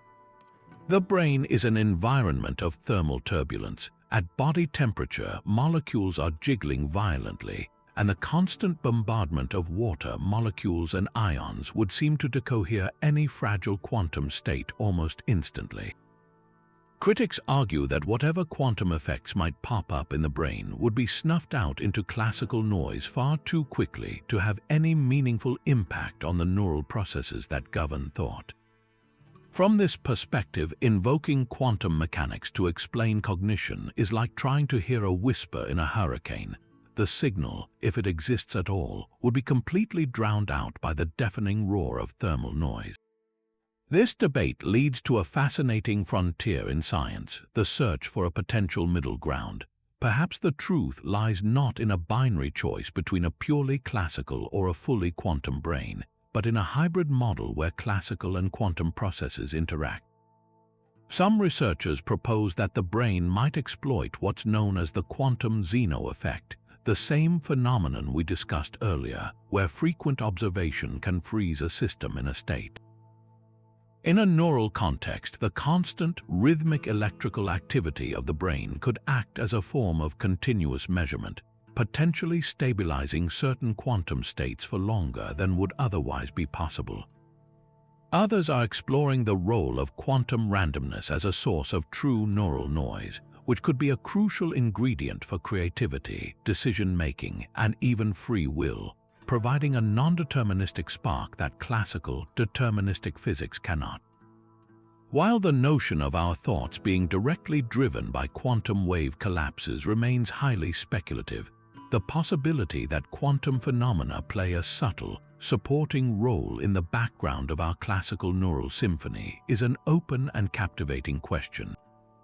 The quantum brain hypothesis, in all its forms, pushes at the very limits of our understanding, forcing us to ask not just how the brain works, but what kind of physical system it truly is, and whether the most powerful known force in the universe, human consciousness, might have a deeper connection to the most fundamental layer of reality than we ever dared to dream. Now, having explored universes built from loops, holograms, and simulations, we arrive at a perspective that is less a physical theory and more a profound philosophical framework for understanding the quantum world's deepest message. This is the implicate order proposed by the visionary physicist David Bohm. Frustrated with the fragmented and paradoxical picture painted by standard quantum interpretations, Bohm sought a vision of reality that was whole, coherent, and deeply interconnected. He proposed that our entire existence is structured by two fundamental orders. The first is the explicate order. This is the world we directly perceive, the world of separate objects, definite locations, and linear time. It is the unfolded, tangible reality of tables, chairs, and galaxies. But Bohm argued this is merely a surface manifestation, a temporary projection from a far deeper and more fundamental level of reality, which he called the implicate order. In this enfolded, hidden dimension, the distinctions that seem so solid in our everyday world, the separation between here and there, between past and future, and even between observer and observed, simply dissolve. Everything is woven together into an unbroken, flowing wholeness. To grasp this abstract idea, Bohm offered a powerful analogy, the hologram. We've already discussed the holographic principle in a cosmological context, but Bohm used it in a more philosophical way. In a standard hologram, a three-dimensional image is encoded on a two-dimensional photographic plate. If you were to take that plate and cut it into tiny pieces, you wouldn't get little shards of the image. Remarkably, each tiny fragment, when illuminated with laser light, would reconstruct the entire image, albeit with lower resolution. The whole is enfolded into every single part. For Bohm, this was a perfect metaphor for the implicate order. Every point in space and every moment in time contains, in an enfolded state, the entire universe. The explicate order, the world we see, is like the specific three-dimensional image that is projected out when we interact with this underlying reality. It's a selected, unfolded version of a much richer and more complete totality that remains mostly hidden from our perception. This framework gave Bohm a beautiful and intuitive way to understand the most baffling quantum phenomenon, non-locality, which Einstein famously derided as spooky action at a distance. In experiments with entangled particles, measuring one seems to instantly affect its partner, no matter how far apart they are. In the explicate order, this looks like magic, a violation of locality and the speed of light. But in Bohm's view, these two particles are not separate entities sending signals to each other. At the level of the implicate order, they were never truly apart to begin with. Their separation is an illusion of the unfolded reality. They are both deeply rooted in the same underlying wholeness, like two whirlpools that appear as distinct entities in a flowing stream, yet are fundamentally inseparable manifestations of the stream's single, continuous flow. The instantaneous connection isn't a signal traveling through space. It is a reflection of a deeper, more primary reality where all points are fundamentally one. The spookiness vanishes when you realize the particles are just different projections of a single, unified field of existence. Bohm's vision extends far beyond particle physics into the nature of consciousness itself. He saw the mind and the material world not as two separate substances, but as different expressions of the same underlying implicate order. He suggested that the flow of thought and the flow of the physical universe both emerge from this common ground. In our own experience, this makes a certain intuitive sense. A thought isn't a solid object. It emerges into our conscious awareness, unfolds, and then recedes back into a hidden depth of memory and potential. The entire process of perception, where our conscious observation seems to participate in bringing a definite reality into the explicate order, fits naturally within this framework. The observer and the observed are not in a causal relationship. They are correlated because they are both unfolding from the same implicate source. This resolves the tension of the measurement problem not with a collapse or a split, but by suggesting that measurement is simply the process by which a specific aspect of the implicate whole becomes manifest in our explicate experience. This leads to a truly holistic cosmology. In Bohm's view, the entire universe is a single, unbroken movement of enfolding and unfolding. The past is not gone, it is enfolded into the present. The future is not non-existent, it is also enfolded as potential. Time itself, as a linear sequence of events, is a feature of the explicate order. In the implicate, all of time might be present at once, with our conscious awareness simply tracing a continuous path of unfolding through this eternal now. This is a reality that is inherently creative and dynamic, not a static collection of objects, but a perpetual, flowing process. While the implicate order is not a theory that makes specific, testable predictions in the way a particle physics model does, its power lies in its ability to provide a coherent, philosophically satisfying context for all of quantum mechanics' strange behaviors. It offers a narrative of unity in a science often dominated by paradox and fragmentation, suggesting that the quantum weirdness we struggle to explain is not a bug in reality, but a profound feature, a glimpse into the infinite, interconnected depth from which our familiar world continuously springs. But if the idea of branching realities offers a kind of objective immortality across the multiverse, there is a deeply unsettling thought experiment that pushes the subjective consequences of this to a terrifying extreme. This is the thought experiment of quantum suicide and its startling corollary, quantum immortality. Imagine a device set up in a laboratory, a stark contraption that hinges on a single quantum event, perhaps the spin of an electron or the decay of a radioactive atom. This quantum event is hooked up to a mechanism controlling a gun pointed directly at a volunteer. The experiment is designed so that if the quantum event has one outcome, say, spin up, the gun fires. If it has the other outcome, spin down, the gun does nothing. Now, according to the many worlds interpretation, at the moment of measurement, the universe splits. In one branch, the volunteer hears a click and lives. In the other, parallel branch, the gun fires and the volunteer dies. The experiment is then reset and repeated over and over again. From an outside, God's eye perspective, the multiverse becomes a horrifying tapestry.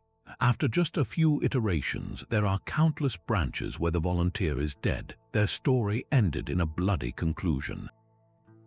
But here is the radical and disturbing twist of the thought experiment. What is the experience of the volunteer themselves? From their first-person, subjective point of view, they can only be aware of the branches in which they are conscious. They pull the lever for the first time, they hear a click, they are alive. The universe splits, but their conscious awareness follows the branch where they survive. They reset the device and pull the lever again. Another click, they are still alive. No matter how many times they repeat this macabre ritual, from their perspective, the gun never fires. They will only ever experience the sequence of realities in which the quantum dice roll in their favor again and again. It would appear to them as if they are miraculously, impossibly lucky. This is the postulate of quantum immortality. From the inside, a conscious being will seemingly never experience death from a quantum random process because their consciousness is forever tethered to the ever-narrowing subset of branches in which they continue to exist.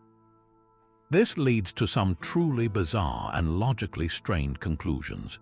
You could, in theory, use this as a bizarre test for the many worlds interpretation. If you are brave or foolish enough to actually build such a device, and you repeatedly pulled the trigger without dying, you would have strong subjective evidence that many worlds is correct. After all, in the Copenhagen interpretation, there's no branching. There's just a single, random outcome, and the odds of surviving 100 rounds of Russian roulette with a quantum gun are astronomically low, effectively zero. But if you find yourself alive after 100 attempts, the Copenhagen view becomes untenable from your personal perspective, while many worlds provides a consistent, if chilling, explanation for your continued existence. Of course, this is a purely theoretical test, as every other observer in the multiverse would see you die in the vast majority of branches, and only one lone version of you in one solitary branch would be there to marvel at their impossible luck. The idea of quantum immortality also forces us to confront the nature of our own mortality in a startling new light.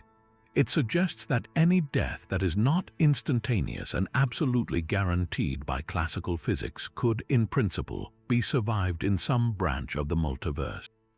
If you are in a car accident, there might be branches where a quantum fluctuation causes a tire to skid just differently enough to avoid the collision, or where a metal beam twists in a way that leaves you a pocket of space to survive.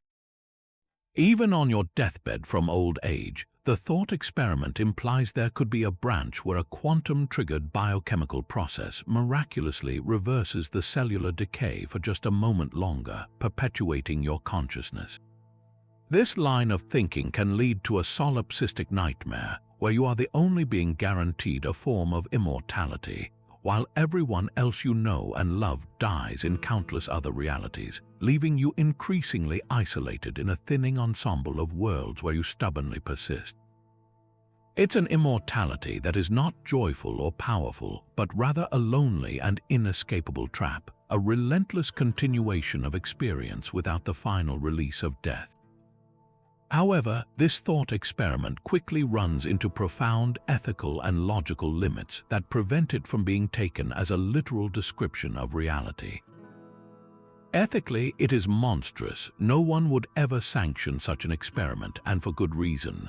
While one branch contains a survivor, countless other branches contain a corpse. From any objective, moral standpoint, you are creating a multitude of realities filled with tragedy and loss, even if one particular version of the subject remains unaware of them. Logically, the experiment also begins to break down under closer scrutiny. The assumption that consciousness seamlessly follows only the survival branches is a huge leap. What constitutes survival? Is it the continuation of a specific neural pattern? If a bullet grazes your brain and alters your personality, are you still the same conscious observer? What if it causes severe brain damage, leaving you in a persistent vegetative state? Is that a branch your consciousness would follow? The thought experiment relies on a fuzzy and undefined concept of a continuous self that can magically hop between branches, which is not actually a feature of the standard many worlds theory. In many worlds, all branches are real and your copies are all equally you. There is no single consciousness leaping from one to another, abandoning the others to their fate. You are in all of them simultaneously, but the you that is dead is not having an experience. The thought experiment, therefore, may be more of a provocative puzzle about personal identity and the limits of subjective experience than a genuine prediction of immortality. It forces us to ask where we draw the line for the continuity of the self, and whether a theory that contains an infinite number of our deaths can ever truly offer us comfort. And so we arrive at the final frontier of our exploration, not a specific theory, but a question that hangs over all of them. After this dizzying tour of quantum realities, is a single, final theory even possible? For over a century, physics has been driven by a dream, a quest for a theory of everything, a single, breathtakingly elegant mathematical framework that would seamlessly unite the quantum world with the force of gravity, explaining the cosmos from the smallest quark to the largest galaxy cluster with one universal set of rules. It's a vision of ultimate understanding, a cosmic master key that would unlock all of nature's secrets.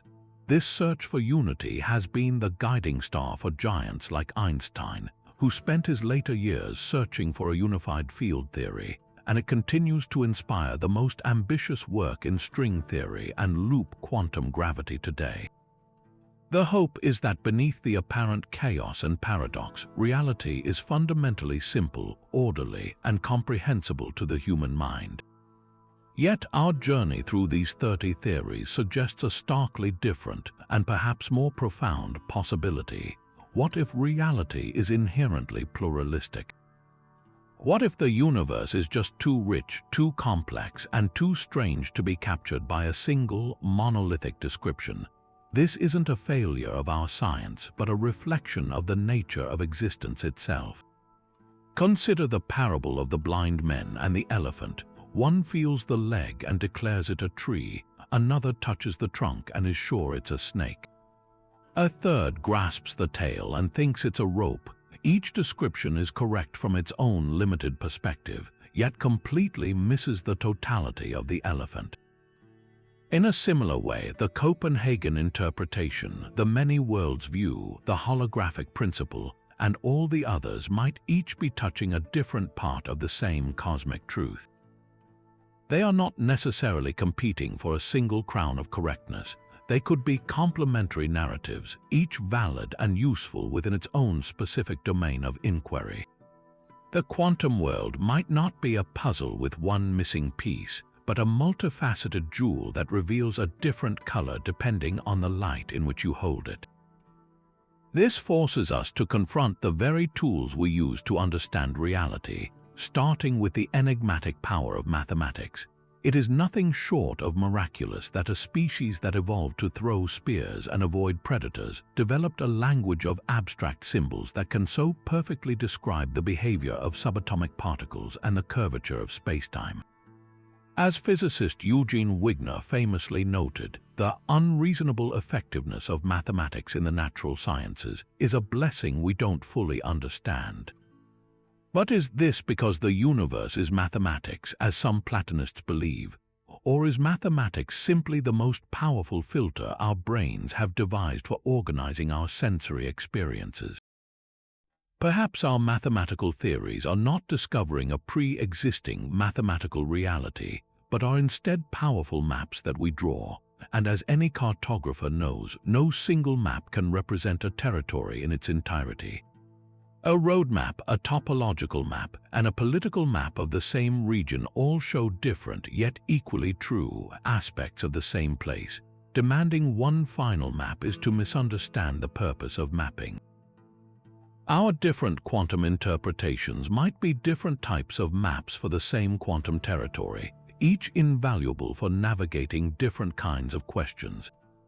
Then there is the formidable gatekeeper of truth, experiment. Science, at its core, is an empirical discipline, a beautiful idea must ultimately face the cold, hard judgment of data. Yet, as we've seen with theories like the string theory landscape or the cosmological multiverse, we are now proposing ideas that may lie permanently beyond the reach of direct experimental verification. Does this mean they are not science, or does it mean we need to expand our definition of what constitutes scientific evidence, perhaps placing more weight on mathematical consistency and explanatory power? The quest for a final theory is also a race against the limits of our own technology and even our own biology. There may be fundamental scales, like the Planck length, beyond which our current concepts of space and time break down entirely, and where any measurement becomes physically impossible. The final theory might not be something we can ever directly test, but rather a logical necessity we can infer, a foundation so robust that it becomes the only coherent way to explain the reality we can observe. And finally, we cannot escape the role of the questioner in this grand quest. Human consciousness is the wild card in the deck. Every theory we have explored, from the von Neumann-Wigner interpretation to quantum Darwinism, grapples in some way with the relationship between the observer and the observed. Is our consciousness merely a passive spectator, a complex computation running on a classical brain, or is it, as some theories suggest, an active participant, a fundamental feature of the cosmos that is somehow implicated in the very transition from possibility to actuality? The search for a final theory is not just a search for equations, it is a search for our own place within those equations. A theory that explains everything about the forces and particles of the universe, but has no place for the conscious minds that discovered it would feel profoundly incomplete. The ultimate challenge may be to find a framework that does not explain away consciousness, but naturally accommodates it as a central fact of the world. The final theory might not be a theory of everything, but a theory of everyone. A description that finally reconciles the objective world of physics with the subjective world of experience. So, is there a final theory waiting for us at the end of this road? Perhaps. The drive for unity is a powerful and beautiful impulse, and the discovery of such a theory would represent the greatest intellectual triumph in human history. But it is equally possible that the cosmos is fundamentally a tapestry of complementary stories, a symphony that requires many different instruments to be fully heard. The journey itself, the relentless human drive to ask why, to push against the boundaries of the unknown, and to weave ever more beautiful and accurate maps of reality, may be the most important part. Whether we find one ultimate answer or an endless frontier of new questions, the exploration of quantum realities has forever expanded our understanding of what is possible, revealing a universe that is far stranger, more wondrous, and more deeply interconnected than we ever could have imagined. And in that endless wonder, perhaps, lies the real treasure. And so we reach the end of our incredible journey, a whirlwind tour through 30 ways to reimagine the very fabric of existence. We've ventured from the blurred probabilities of a single electron to the infinite branching of cosmic histories, from the suggestion that our world is a holographic projection to the possibility that it's an elaborate simulation. We've seen how gravity might emerge from information, how time might be an illusion, and how our own consciousness might be entwined with the quantum code of the universe itself. What this wild ride reveals is that the greatest frontier in science is not a place you can travel to on a rocket ship. It is a frontier of the mind, a challenge to our most deeply held intuitions about what is real, what is possible, and what it means to exist at all. The enduring mystery of the quantum world is a testament not to our ignorance, but to the breathtaking depth and complexity of the cosmos. Each of these theories, from the established to the highly speculative, is a testament to human creativity and our unyielding drive to make sense of the bewildering data we uncover. They are not just equations on a blackboard, they are profound narratives about our place in the grand scheme of things. Do we live in a single, observer-created reality, or are we just one thread in an infinite tapestry of parallel lives? Is the solidity of the world around us a fundamental truth, or is it a convenient illusion that emerges from a more primitive, information-based reality? The fact that brilliant, serious scientists can advocate for such wildly different answers tells us something crucial. We are peering into a realm where our classical logic and everyday experiences are no longer reliable guides. The quantum frontier is a place where philosophy and physics must dance together, where our questions become as important as our answers. This conversation is far from over. In many ways, it is just beginning. New experiments are constantly probing these ideas, seeking the faintest glimmer of evidence that might tilt the scales in one direction or another. The quest to unify quantum mechanics with gravity, to understand the nature of dark matter and dark energy, and to finally crack the code of consciousness will undoubtedly lead to even more astonishing proposals in the years to come. The story of quantum reality is still being written, and every one of us gets to be a witness to this grand, unfolding mystery. It invites us to remain curious, to stay open to the wonderfully strange, and to never stop questioning the nature of the reality we so often take for granted. Now we turn the conversation over to you. After this deep dive into the multiverse of ideas, which vision of reality resonates with you the most? Does the cosmic democracy of the many worlds interpretation capture your imagination, or does the elegant determinism of pilot wave theory feel more grounded? Are you drawn to the philosophical weight of the von Neumann-Wigner interpretation, or does the digital flavor of the simulation hypothesis seem compelling? Perhaps you have your own unique perspective on what lies beneath the quantum veil. Share your thoughts, your favorite theory, and your biggest questions down in the comments below. Let's continue this fascinating discussion together. And if you enjoyed this journey to the edge of understanding, make sure to subscribe and hit that notification bell. We have so many more mysteries of the universe left to explore, from the heart of a black hole to the very first moment of time. Thank you for watching, and never